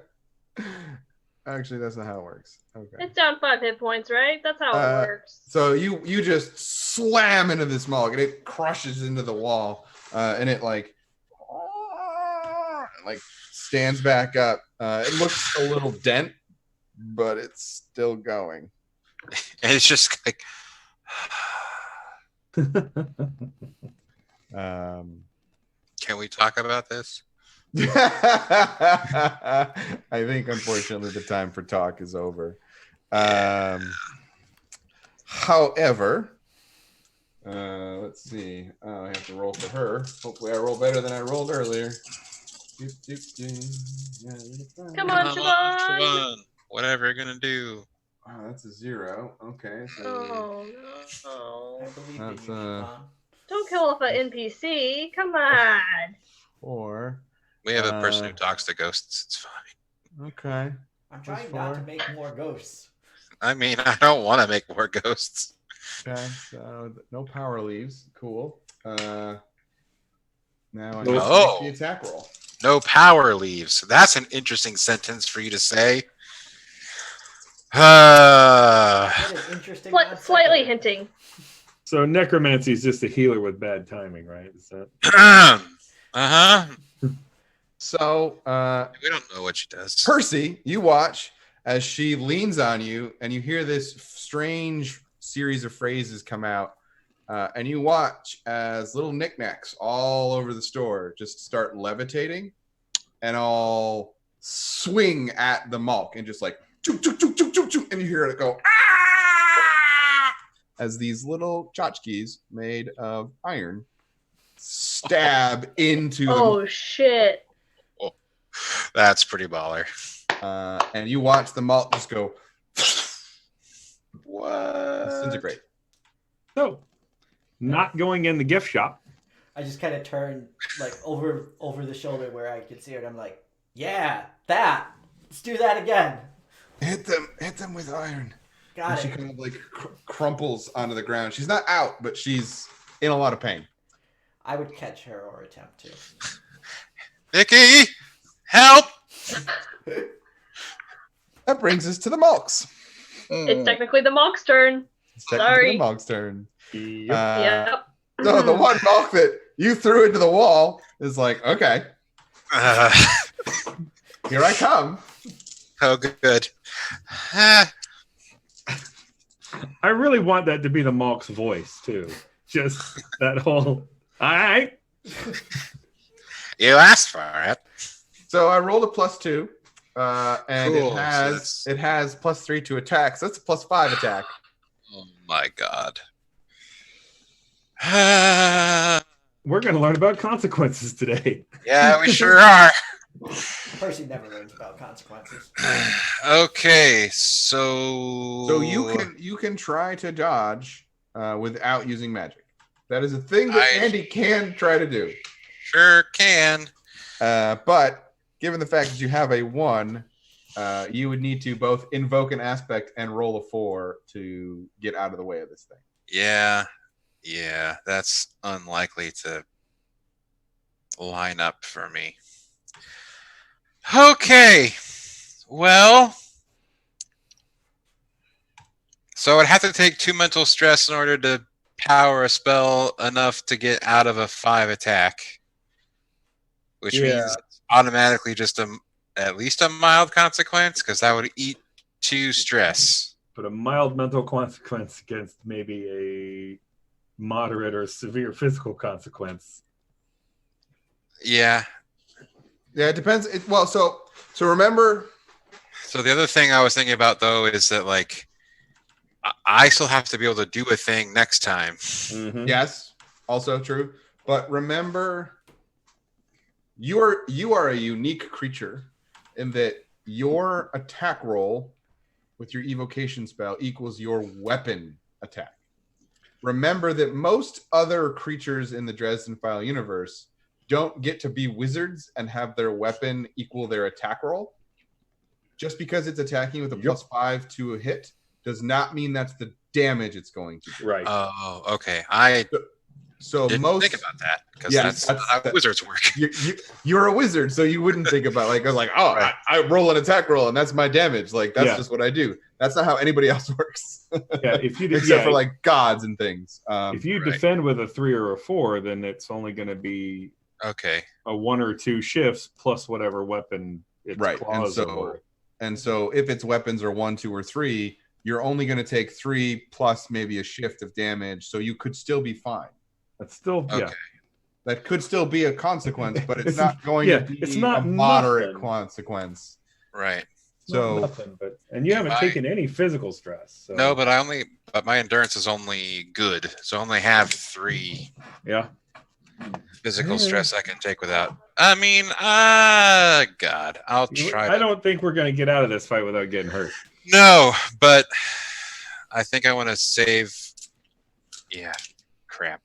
Up to you though. Just so you know where you stand. It's an athletics roll to get out of dodge. Mm-hmm. Okay. Yep. Now you know why Dresden runs. Yeah, no kidding. Again, major milestones. Know what I'm gonna be doing. I wish you good fortune on this roll, sir. Yeah, thanks. You got it. Holy shit. That's 1, 2, 3 on the dice, so 4 with my athletics of average. Do you have? And what invocation are you going to invoke to dodge this? I mean, right place, wrong time? Because you haven't invoked that one. I think so. Yeah, because like this is exactly that. Mm-hmm. All right. It So was either going to be that or cares too much because like I heard someone in trouble and immediately ran at the danger. Mm-hmm. So what does it look like when Andy gets out of danger here? What does it look like when he dies? Awkward. Like Andy's not in the best of physical. Like he's got like a dad bod going on. So you have like a valet case, right? Like a valise. Yeah. So like maybe probably just like swing it at him like Yeah, just no. And it just like you just managed to hit the Malk just right, so it like caterwaul, like it like pinwheels across, and like it leaped up high, and you like ducked under and swung your valise at it, and so it like kind of like goes up over you almost with the like a judo move where you like grab them and like just hurl them over you, using the momentum against you, and the thing just goes bouncing off the ground, and then Cole. Except I imagine he like slips and falls on the ground after it like scrambles back up. You see a Malk bounce out of the veil and then jump back into the veil, and you're like, How does the old man react to that? Also, Blink. The old man is around the corner, so he can't see it. oh, he can't see it. Okay, that should feel a little bit better. I bet that was planned. It's like, And so technically, yeah, Nikki, you're technically in the veil now. Yeah, I'm in the veil. Yep. So the last Malk that's still alive Mm-hmm. will go after you. Yep. Because the one in the gift shop got torn to shreds. Hey, laws of magic don't apply to Mulks, right? They're the first law, I mean. No, yeah, they're Right. not creatures with souls, so you Right. I can kill them.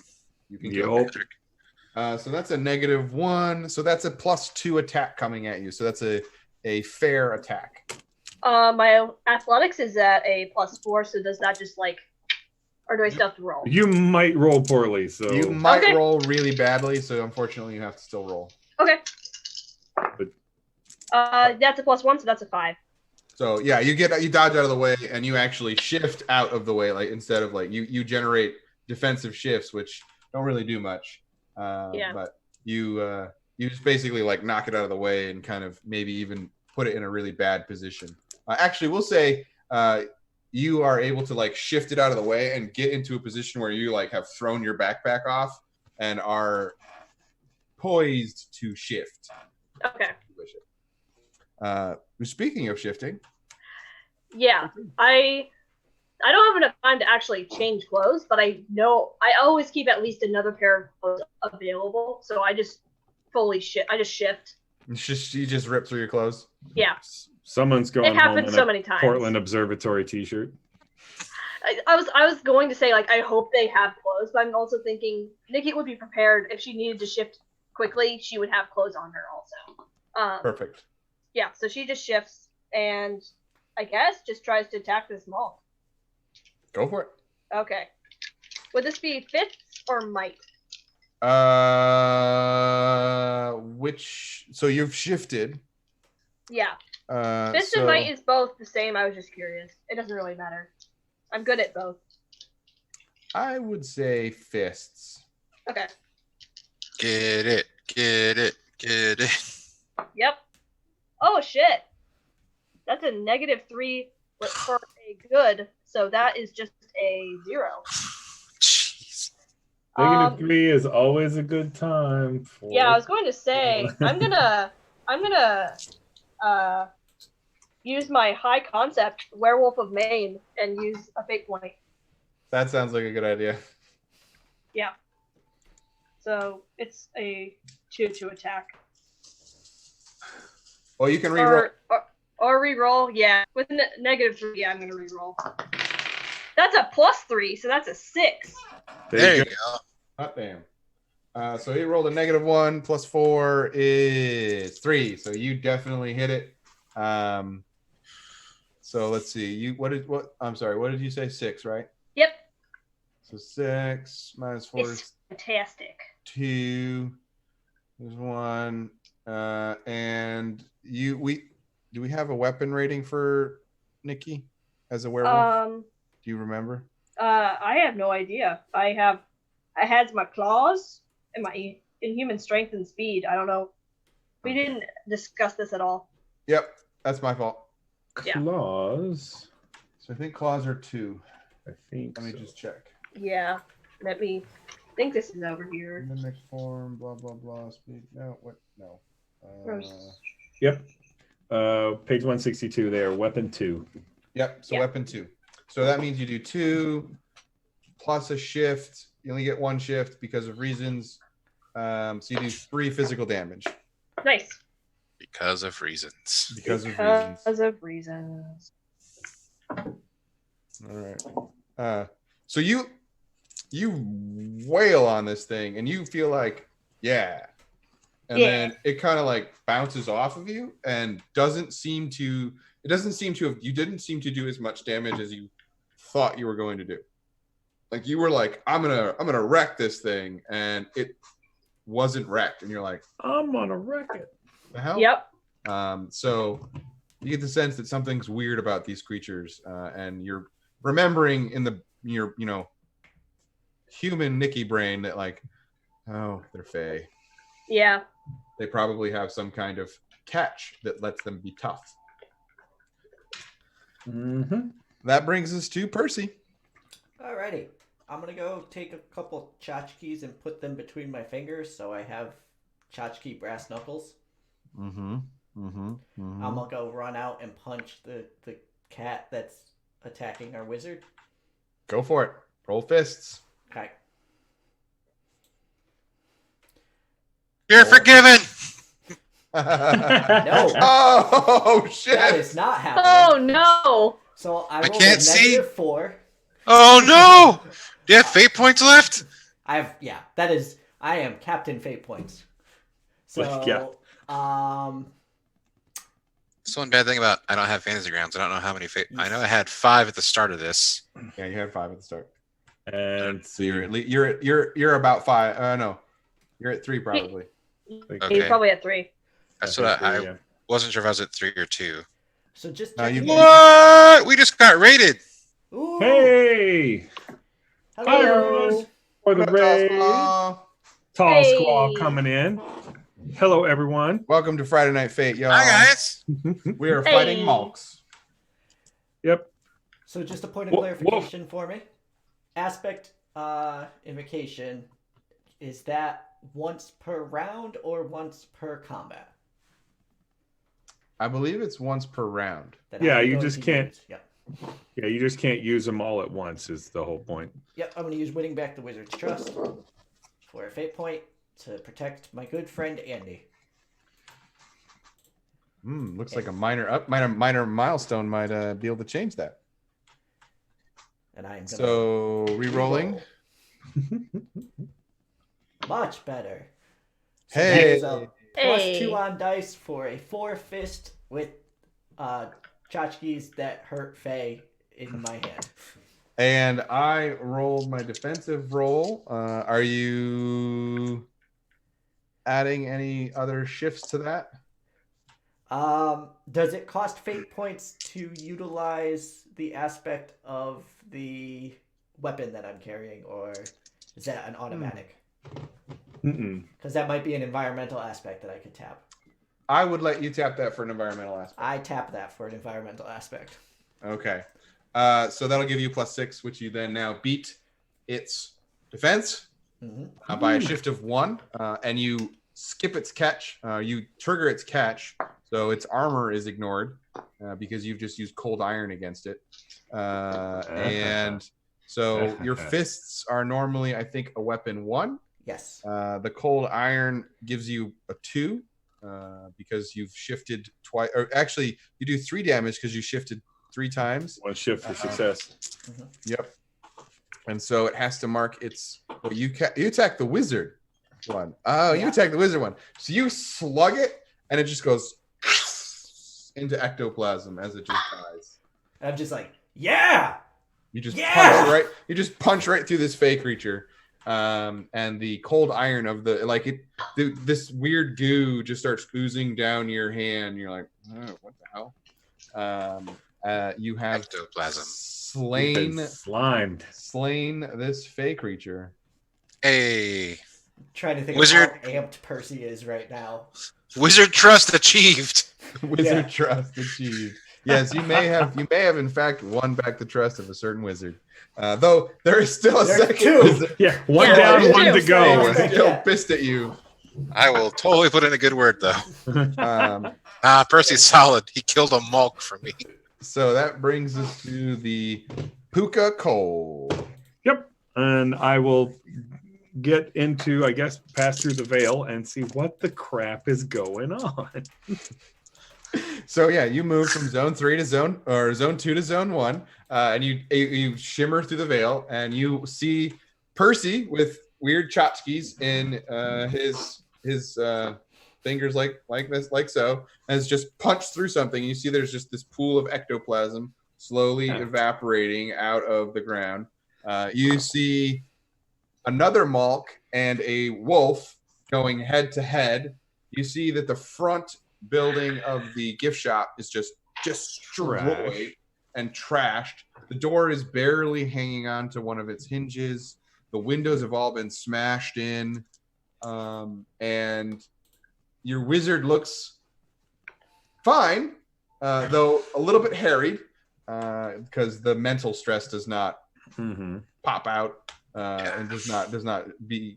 You can't see the fact that his brain is hurting. The nosebleed starts here. Headache. But might need to see a therapist We after need this, Cass right? to see if the brain is hurt. Yeah, and so essentially, that's what you see. All right.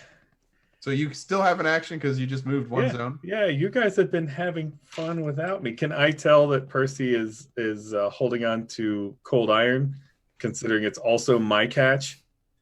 You know fake creatures when you see them. These are malts, and you get the sense that the reason that like you see that there are these tchotchkes. So yeah, you definitely sense that like, okay, I know what's going on. Yeah, where'd the wolf go? I mean, oh, right. Never mind. He's with us. Yeah, no, I get it. No stressed. Lot stressed. Yeah. All right. Yeah. Stay right here. I'm gonna get me some of them and go inside. You don't have a fireplace poke or anything, do you? I'm gonna ask Siobhan because she's still inside, right? He's gonna go right past all this. I'm gonna go get me some cold iron, unwise as it is. She looks up at you. She says, "No, but," and she reaches under the desk and pulls something out and throws it at you. And you watch as a sword comes flying through the air for you to catch. All right, me and Siobhan are gonna have some words later. What? About burying the lead. Yes. Okay. You got that the whole time. I kind of catch it in the arms. So all right, because I totally know what to do with one of these. Pointy end goes in the other man. Yeah. Thanks. Pointy end does go on the other man. And I'll plan to head outside next turn if there's still a malk left. Save me one. No Not problem. really. Oh, I don't do enough damage, man. Don't feel bad if you don't. I'm not gonna. That brings us to Andy. So Andy grabs out of his satchel the lightning rod. Nice. Because that will up my. Because that. Well, this is your enchanted item, right? Yes. So this is the thing. My focus item. Okay, so wait, is this? Oh, this is the focus. Or no, wait, we were changing it to enchanted. That's right, to make it punch real hard. This thing just punches, and it doesn't actually hurt you. Right. Because it punches once per scene or once per session. Right. This is the thing that just fuck you, lightning. Yeah. Wow. Okay. Well, this would definitely be once per session, and I say go for it. Yeah. So, That's Andy is nuts. over this. So you pull out this like fulgurite rod out of your valise case and just say, nah, and just this bolt of pure energy just comes streaking at this malt. I don't remember how much this does. It is, I think, your lore value. So that'd be 5 then. Yeah. Boy. So he rolled really well in his defense, and he jumps out of the way of lightning attack. Nice. It just like, and is suddenly somewhere else, and the lightning just goes streaking out into the sky, and just like you see it ground itself into various property damages. And yeah, that will definitely be a thing later. Great. I rolled a 2 on the die, and he has +4. Oh man. So Yep. Just got by. They are little dodgy shits. For her turn, Siobhan is going to. Siobhan's pretty hurt, but she sees that you're having a hard time. She's going to attempt a maneuver. I say or if she concedes, she gets fate points. It's not going to. NPC. Oh no! Can she give her fate points to me? How am I going to do this? Okay. Yeah, she's going to let the backlash happen. Oh dear. So there is all of a sudden wild magic basically going around. And you guys watch the ground as the ground starts bubbling and boiling almost. What did you do, Andy? Like that's not me. Like almost marshy style bubbling and boiling. So now she will attempt. Oh, this is interesting. Okay. Oh God, that's just. Oh, okay. First of all, that was the wrong. I'm gonna re-roll because those were the wrong dice. So I was rolling the wrong dice. I was rolling the Malk dice. So no wonder they were betraying me. Hey, look at that. That's better. Okay. So the Malk is. Wow, the Malk is very dexterous. Okay, the Malk gets out of the way.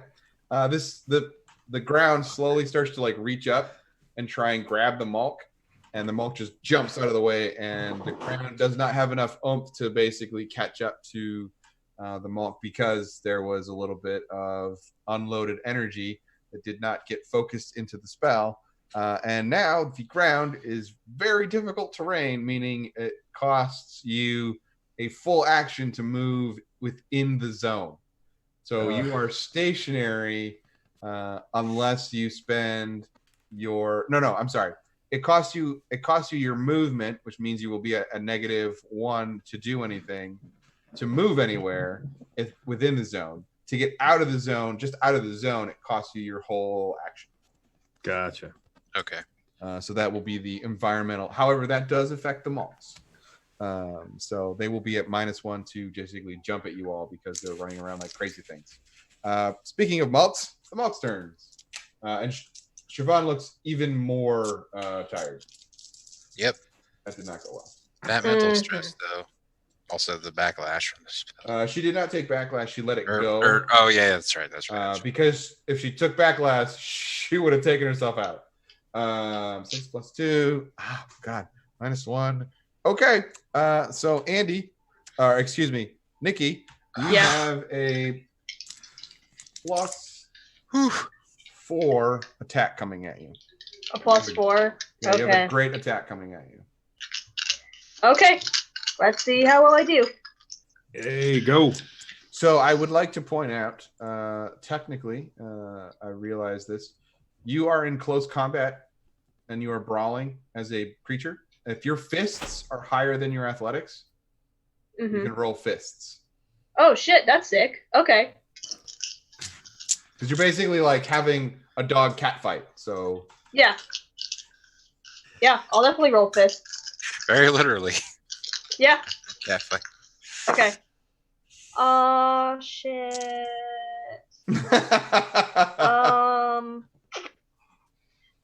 These great dice failed me today. Oh no. Not too bad. It's -2 for a 3, but Do you have a point to spend? Yeah, so I do. You know you have a 4 coming at you, and you just rolled a 3. So instead of re-rolling, if you invoked an aspect to give you +2, you will shift past his attack and be safe. Mine is a 3, and I got a -2, so I only have a 1. Ah, yeah, you need to re-roll. Yeah, you need to re-roll. So I'm re-rolling. Reroll the -3. Yeah. I'll use Future Alpha. I'll invoke Future Alpha. Seems like a good call. Yeah. I'm down to 1 fate point. It's almost like the DM knew you all had a plethora of fate points to burn through. Just throw a small gang of monks at them. I don't know Same what you're roll. talking about. Oh, that's unfortunate. Oh no. That means you're gonna take some stress. Retire those dice. So what was your total roll? That would be a 1. Okay, so 1, and I attacked you with a great 4. roll. So that's 4. 3. So you're gonna take 5 physical stress. Okay. So that's not good. Do you have a 5 box to put that in? Don't think so. No. Okay. My endurance is a 2 as a wolf. Oh no. So how many? So you have 2 It's 3 physical over. boxes? 3. Yeah, basically. If it's a 2, So- you would have 3, I think. Yeah. Yeah. Okay. If you've got 3 boxes, then you mark your third box and take a minor consequence. Yep. So you take a physical minor consequence. Okay. And what are we going to call this physical minor consequence? Hamstrung, wound, some kind of, like, because basically Yeah. this thing Like- is attacking you, so it's some kind of physical wound. They got my shoulder, so I'm gonna be limping. Okay, Yeah. Limp. Cut on the forehead or something dramatic. a limp. I like it. All right. Yeah. Blood So in my eyes. you're still up. Bloody lip. You're still up, but you're not looking so good. Ah, All right, that brings us to Percy. this is the opposite of what I wanted. Everything's fine. There's only one left. I'm gonna punch it. Oh God. Please. What would I roll to throw a tchotchke and not have to move? What would you roll? You would roll. Shoot, probably. What did you suggest? Shoot. Another gun skill. Yeah. Or That I'm going athletics. to punch. Athletics or something. Yeah. Weapon, I don't know. Yeah. Oh, distant weaponry. I would say I would let you choose between. No, I would not let you choose weapons. You are not trained at throwing tchotchkes. 100%, you are not trained it. So Excuse me. I you have would my say. backstory. You know that line that says that I am trained in throwing tchotchkes. Writing that in right now. All right. I I'm would- punch, I would- I think. Yeah, I would say either fists or not fists, athletics or might. Yeah, neither of those are particularly good for Percy, so I will take the -1 move And punch. and punch. Okay. Can I use fist to do a grapple type thing to stop it from moving? Yeah, you could essentially do a maneuver instead of an attack. That's what I'm thinking. and try to essentially grapple or restrain it so that you basically give your party free tags to try and make it easier to hit it. That's what I'm trying to do exactly, yes. Because I don't Okay. hit hard, so Yeah. other people do. All right. Hey! Whoa!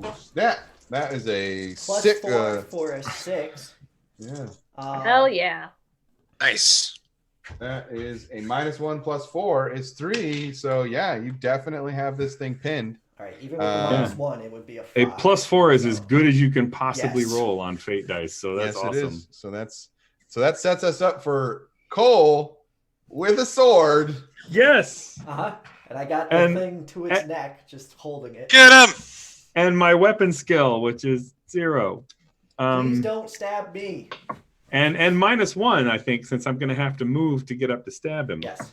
Yep. But here's my thought: can I invoke the distraction that Percy has just created to be able to sneak up on this thing and backstab it using stealth? He is a rogue.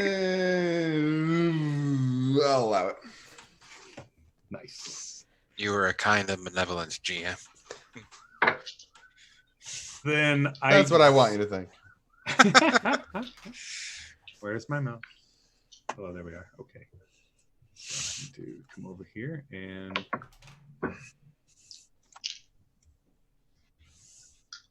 Whoa! Holy shit! That was legendary, man. that's 2 in a row +4s. I rolled a Wow. +4. Wow. My stealth is +4. What? That's So amazing. I'm just invoking that aspect that Percy created just to be able to do this. So it's not going to add anything to the roll. Nope. But I think an 8 will probably be okay. It's technically a 7, but Sure, right? I'll take a 7. That's only epic. That's fine. in what manner would you like to dispatch this monstrosity? Well, like I said, it's just I am not trained with this thing. It's mostly sneaking up. I just imagine from the camera's point of view, it's just a look of surprise on the Malk's face as the point of the sword comes out its chest from its back, where I just kind of snuck up behind it and go, not in my town. And as you do, it comes out and you just watch it go and kind of. How would you prefer to do this? Discorporate. Yes. In what way would you like this to happen? Into ectoplasm, as fairy creatures do not really have a body over here. They don't really leave bodies behind when they die. Lots of. I'm sword. And Cole's basically just standing there looking as surprised as anyone because, like, Andy's gonna trudge over to Wolf Cool. and I'm like holding keychains, and she had a sword. Yeah. It's cold iron, right? Is this sword got cold iron in it? Yeah, well, the blade does. Actually, when you picked it up, you were like, Yeah, no, I'm gonna let it go because I'm just like, oh, ha, yeah. guys, Nikki is hurt. Uh, Ha. how does one fix a werewolf? She's gonna Well- have to shift back probably. We can take her to. Take her. Well, we're in the Vale. If we all just as you're having this conversation. Yeah, there's another hurt individual, I think. Leaning on the door frame, you see a woman that Percy saw. Now you all see her. And she says, first, I would like my sword back. And second... Percy already has it in his hand, just like it. Yeah, I'm not picking it up again. She takes it and puts it into a sheath that's on her belt. That didn't look like it was there before, but it looks like she's like strapped it on. Because you saw her, so Percy, you knew she was not wearing a sword belt, and now she's wearing a sword belt. Second, I can help your friend. It is the least I can do for all of you saving my life. Who? Thank you. You're Siobhan, I assume. I am. Yes. I have a lot of questions.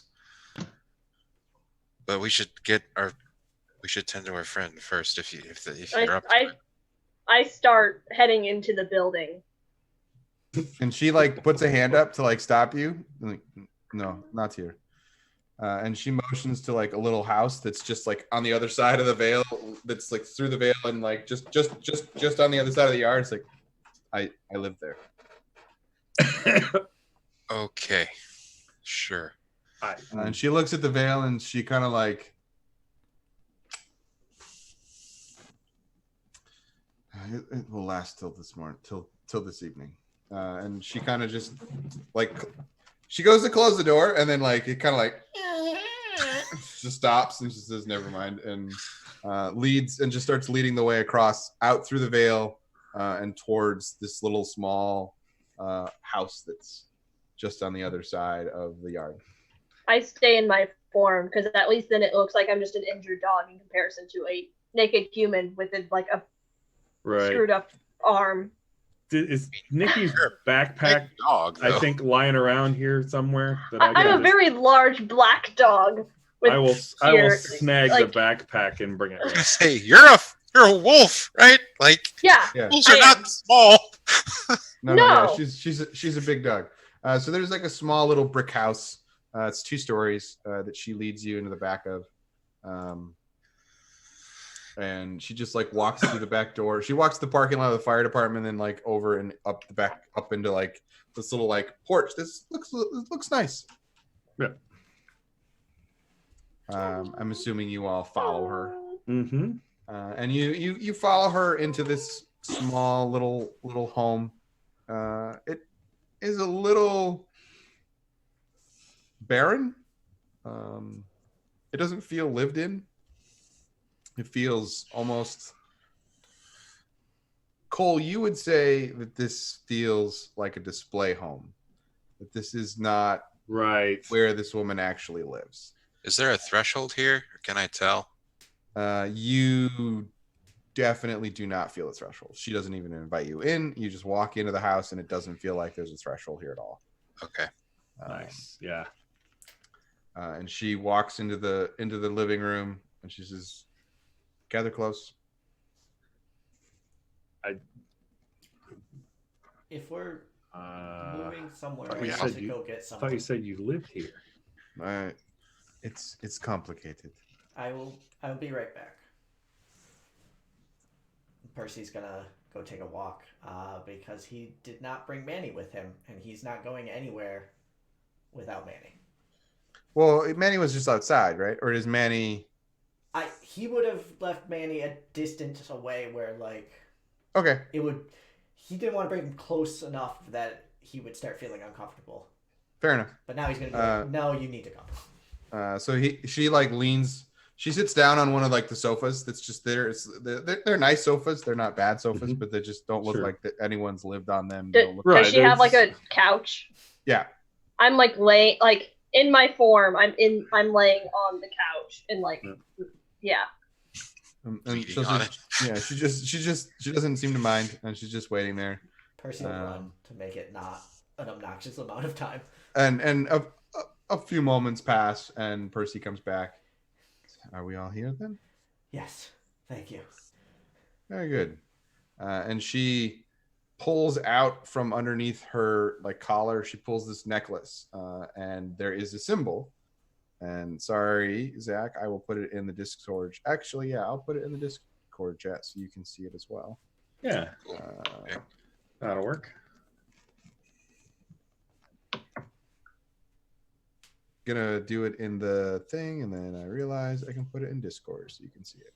Yeah. She pulls this symbol out from underneath her collar. Those of you familiar in Celtic myths might know what it is. Otherwise, there it goes. Oh. All right.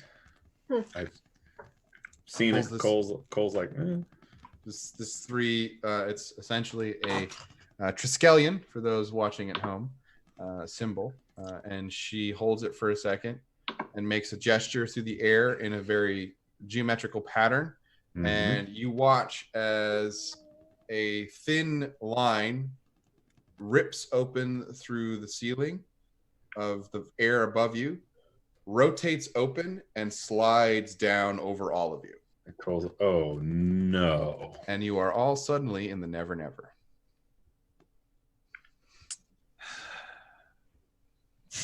Hey. Son of a biscuit. Oh, should I? What's wrong with this?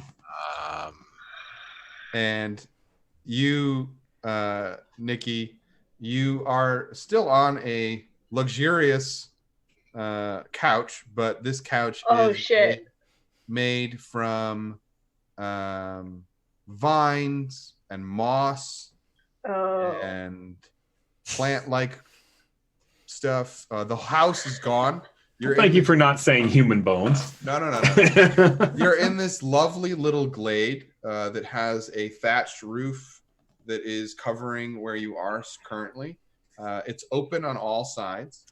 It's warm outside. The breeze is gentle, and it feels very restful. There's a small water feature, and then you realize that it's not a water feature. It's actually a creek running nearby the house. And the woman that you know as Siobhan looks the same. She smiles and says, "Welcome to my home." Oh, no. Remember how I said I had a lot of questions? Yes, I did. Yeah, still more. There's more now. That's wise of you, but perhaps I can help your friend first. And Yes, please. Walks over and she gives a "may I touch you" kind of gesture to Nikki. There's a glare because she's not sure, but she seems very Wild Fae-esque, and she knows Wild Fae, so she's gonna be okay with it. Or she's Summer. That's also a possibility. That's what's going through her head right now, but she just kind of very contemplative, but doesn't do anything to deter her from touching her. And Siobhan lays her hand on your shoulder. takes a deep breath and lets it out, and you feel this weird warmth start to radiate through your shoulder. And you watch Andy as she starts summoning water from the creek and putting it onto her hand and slowly moving it through and around Nikki's shoulder. And then the water returns to the ground and just soaks in normally. And Nikki, your minor consequence is gone. Hey. Can I identify what type of fairy she is? She spoke words when she cast magic. Oh. Fairies don't usually speak. Okay. Yeah. Yeah. Fairies don't got to do that. Person. Is that Or that person doesn't take away my adjacent. stress, right? No, I still you're have that well. stress. Technically, actually, as the combat ends, as the scene ends, all your stress resets to 0. So your mild consequence now is also gone. Awesome. Mhm. Cool. Still And- learning. Yep. Yeah, We're all still learning. That's fine. So yeah, you're all of anyone's stress is gone now because combat is done, and this is clearly not a combat situation. Well, Yeah. clearly appears not to be a combat situation. Scene's not over yet. It depends on what the players decide to do. Let Percy start talking. But she says, "Please Jumper. be welcome as my guest in my home." Thank you. I do. And, Yes. and she looks at all of you very meaningfully. And for those of you in the know, you realize what she has just offered all of you. Yes. I Except appreciate for Percy, who might not know. I appreciate the hospitality you have offered. As do I.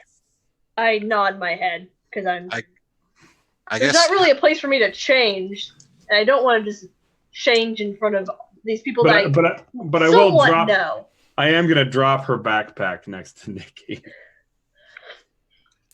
so she at least has clothes. Mm-hmm. there's somewhere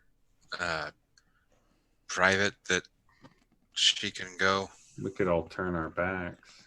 Yes, there is a small cave, and she motions towards a little ways off. It's not very far, but there you can see there's like a mound and kind of an elevational change, and so there is a small like hillock, for lack of a better word, and you get the sense that there's probably some kind of cave over there. So Okay. I use it to store my vegetables and things, but she's welcome to use it.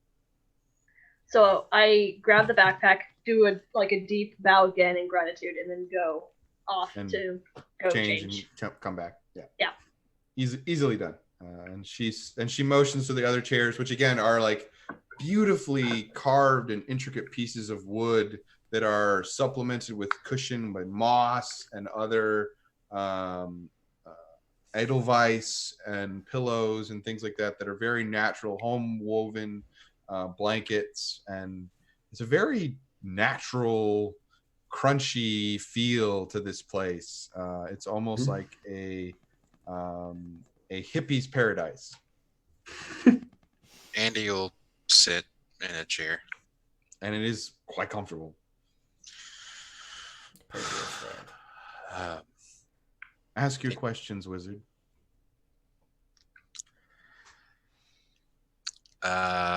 Well, where to start? Why were the Mulks attacking you? That is a good question. Unfortunately, I do not know the answer to it. I was minding my own business. I was running the gift shop, and all of a sudden I felt a disturbance, and before I could defend myself, I was set upon by 3 very vicious and cunning creatures that kept me from being able to avail myself of my defenses. If it had not been for the 3 of you to come down those stairs, pardon me, the 4 of you to come down the stairs and into the veil, I probably would have died. You're not a member of the Paranet in Portland, are you? No, I am not. Why hide? Well, Malks. No. There's something else. Sure. Are you wanted? Yes. Yeah. Yes, there is. It is a task that my people were given a long time ago. Your people? Yes, my people. My circle. Are you a druid? I am one of the last remaining druids, yes. Oh. Ah, Uh, I don't have a good explanation, Percy. Not at the moment. Yeah, Percy's to audibly do what I'm gesturing. He's looking around like he has no clue what anyone's talking about and is completely lost. You Many, all began speaking Greek again. Yeah. many hundreds of years ago, there were people that practiced magic. They decided to form something called the White Council. It was a good idea. It still is a good idea. There were those of us that did not see eye to eye with them. We did not think them wrong, and we did not wish them ill. We just wished to cherish our own path. And so we disappeared. We live in the never never, or as close to the mortal realm as possible. Over time, many of our kind died, as mortals are wont to do, even us wizards. But some of us still follow the old ways. Unfortunately, there are fewer and fewer of my kind. And as I said, I am one of the last. The wars through time have been brutal. And we stand as the last bastion here in the wilderness that the Americans, I believe, call Maine. Though I always thought it was funny that they called it Maine, since that is not anywhere close to its real name. Its real name. Yes, all of the land has a name, if you know how to listen. okay. Different traditions. That's all right. I'm not 100%. A lot of that is wizard stuff that I'm not 100% getting, but it's okay. I have someone who does, so cool. I'm curious, and it's not necessarily a question for you, ma'am, but for kind of the group. Why would the Malks that Morgan, the White Court vampire, captured and kept in iron cages be used to attack this lady? Because I suspect those are the same Malks.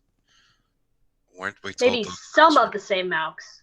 At least when I talked to Al, they said that they may not all be alive anymore. Fair. Certainly But not. I remember when we were in Morgan's house, there were 3 cages. Well, his house. Sure. Yeah. You get what I'm saying, though. Yes. Mhm. Someone I'm just direct- saying that there's probably a connection, and I'm wondering why they would have directed them at this person. Yes. Siobhan, have you had any interactions with the White Court in Portland? No, I keep to myself, and the Winter Court does not usually interfere with our mandate. I have another question about the lighthouse. Have you ever seen a creature? And I describe what I saw. The thing that tried to. Lammy No. them. That creature does not sound familiar to me. No. That's not Wait. comforting. It said you were interfering with the lighthouse? Yeah, and I don't know what that means. I don't either, because you were standing in an observatory, not a lighthouse. So, You watch as Siobhan like rocks back in her chair and like kind of gets a very thoughtful expression, and she says, I think I have an idea. Please, if you don't mind. I mentioned my mandate, my circle, our charge. Mm-hmm. We are responsible for maintaining and working with the wild to ensure that the lighthouses function properly. One in particular, or all of them? All of the remaining lighthouses. And function as what? She looks up at you, Andy, as if you have just asked The right question. the right question, and also sort of like, so, President, what's in Area 51? Right. A little bit of both. Please, what are the state secrets? That wizard is a very complicated answer. Of course it is. But it seems like it's tied to a lot of what's been going on in Portland recently. That is very unfortunate. The lighthouses are supposed to be left alone for the good of everyone. Does By this order- Yes, this child? have to do with protecting people from the fires? No, nothing with fire. No, this is much older. Because we're looking for someone, one of the founders of Portland, who is connected with fire. I wasn't sure if you have. I don't want to assume how long you have been around and in Portland, but if you may have known this person or may know of this person, that would be great. She looks down at her hands and she like looks up at you. He's like, "Child, I am not that old." And she kind of like laughs. I keep telling them. I am wizard's age a lot slower than Very true. most Very folks, true. so I'm not. Yeah. No, I have only been in Portland for about 100 years. Oh, okay. Well, Fair enough. Fair enough. that's bad. So what were you about the lighthouses? What were you?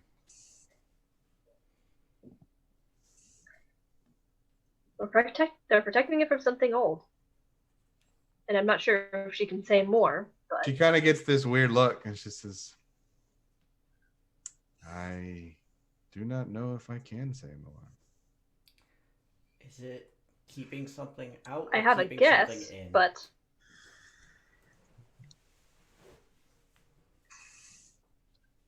Well, Have to excuse me for a moment. And she gets up and she moves outside. And you watch her draw a symbol through the air and touch her symbol. And she closes her eyes and she stands there and she starts like mumbling as if talking to someone. And then you like watch her like tilt her head to the side and then kind of do one of these and then mumble some more. And then kind of like rocks back slightly and like mumbles something else and shakes her head and then walks back in and sits down Andy, and looks directly at Andy. So, it's you. What's me? I'm so sorry.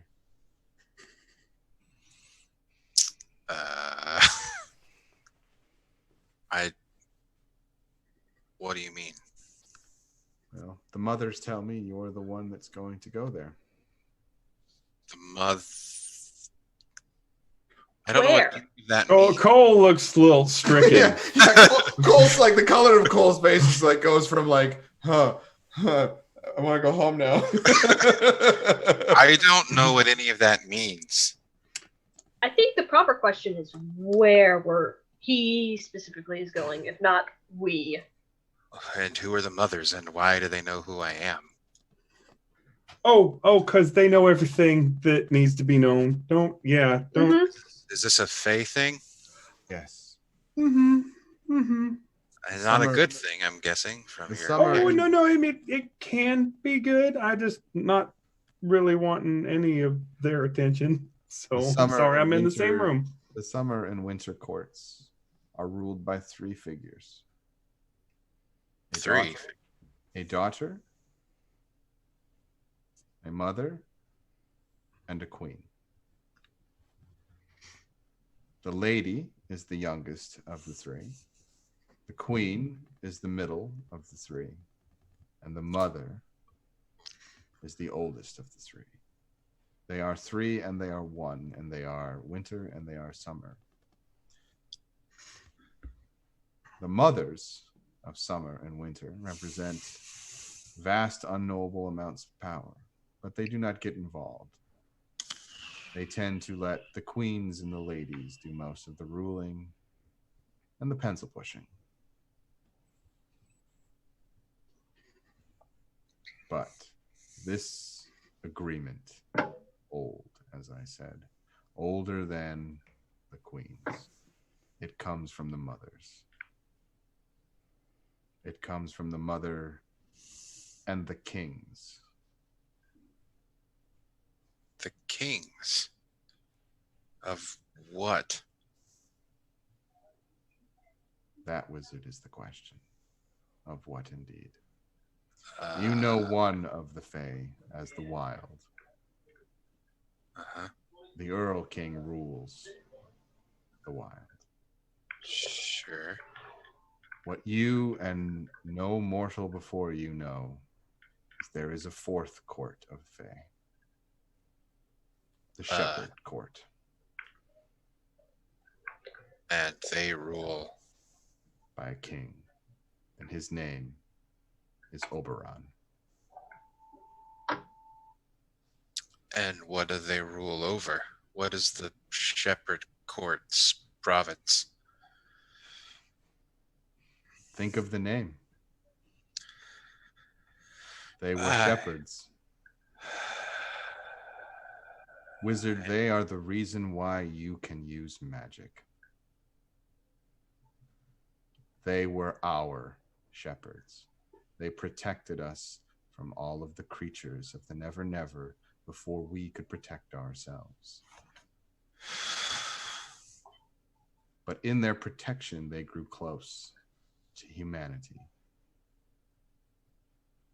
They grew as friends and allies. And soon we learned that our souls stole a piece of their magic.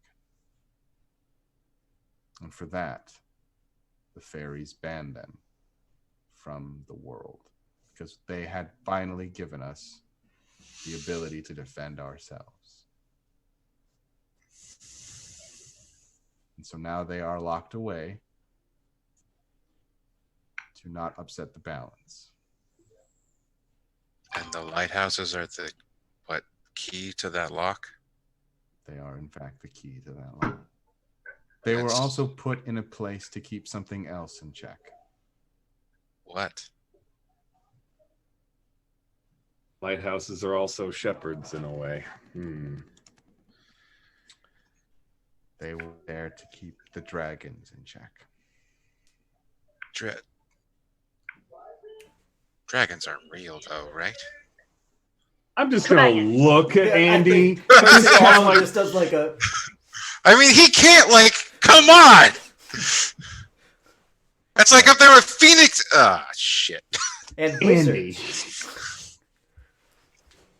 Okay. Incredible. And werewolves or vampires.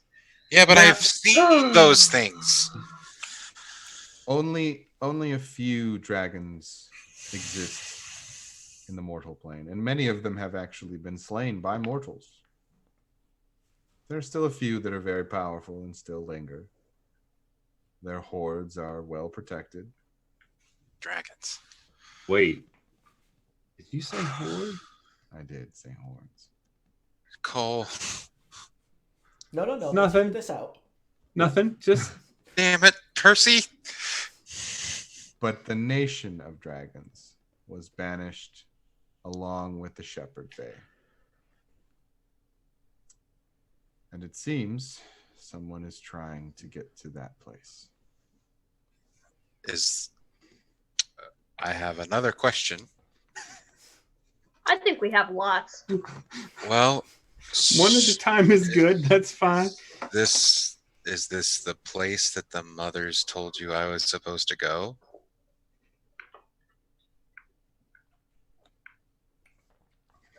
Or the one that can go there. Why? I'm just some wizard. Because it is not now. It is then.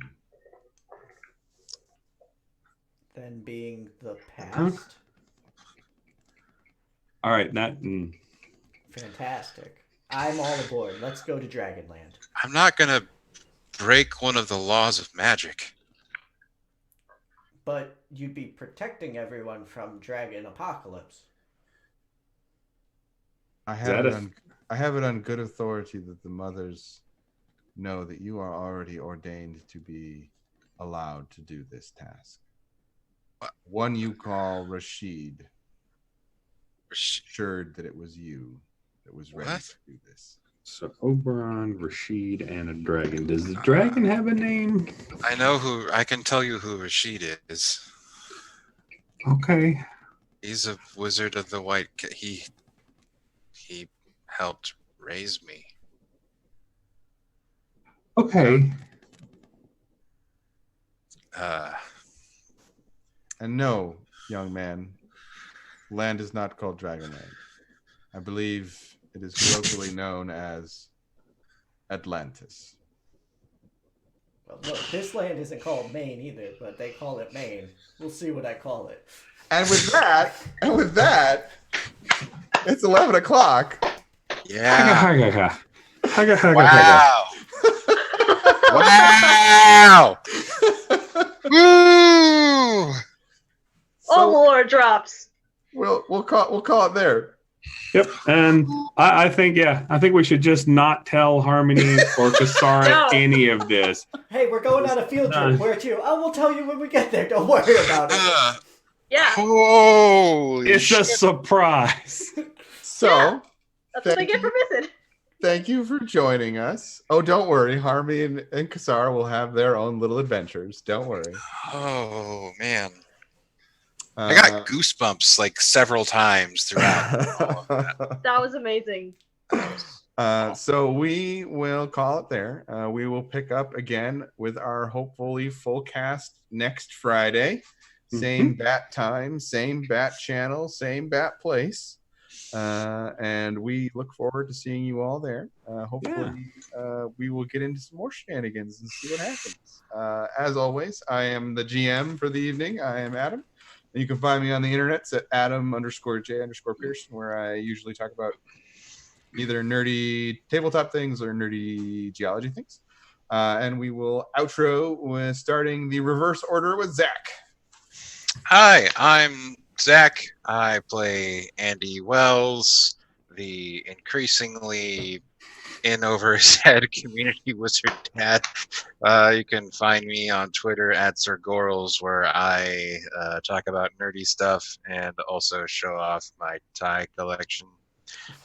And you can find me here every Friday, where I'm going to keep having my mind blown, apparently, by this awesome game and my amazing GM and fellow players.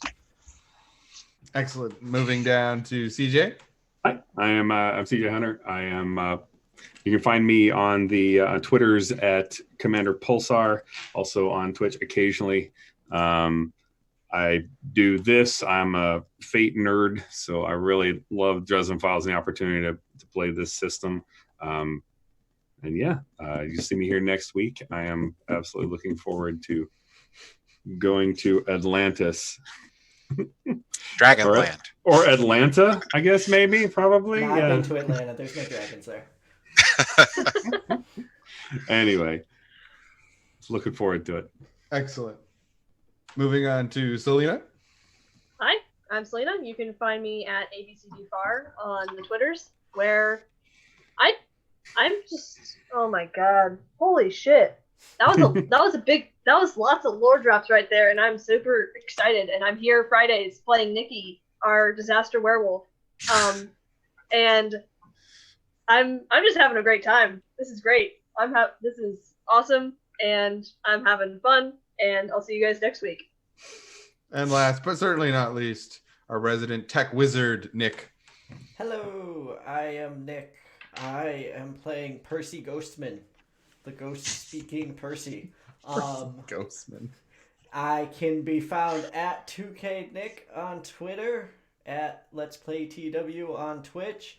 I do lots of things. I'm going to focus on writing today, so I'm going to be doing NaNoWriMo in November. So if you are a writer and you are also doing it, please follow me on Twitter, and we will encourage each other not to drop it on November 10th like I do every year. Excellent. Yes, NaNoWriMo was fun. I've done it before, but not since I became a doc. Thank you for joining us. It was a fun ride. We'll see where we go next week. And always stay whimsical. Good night, everyone.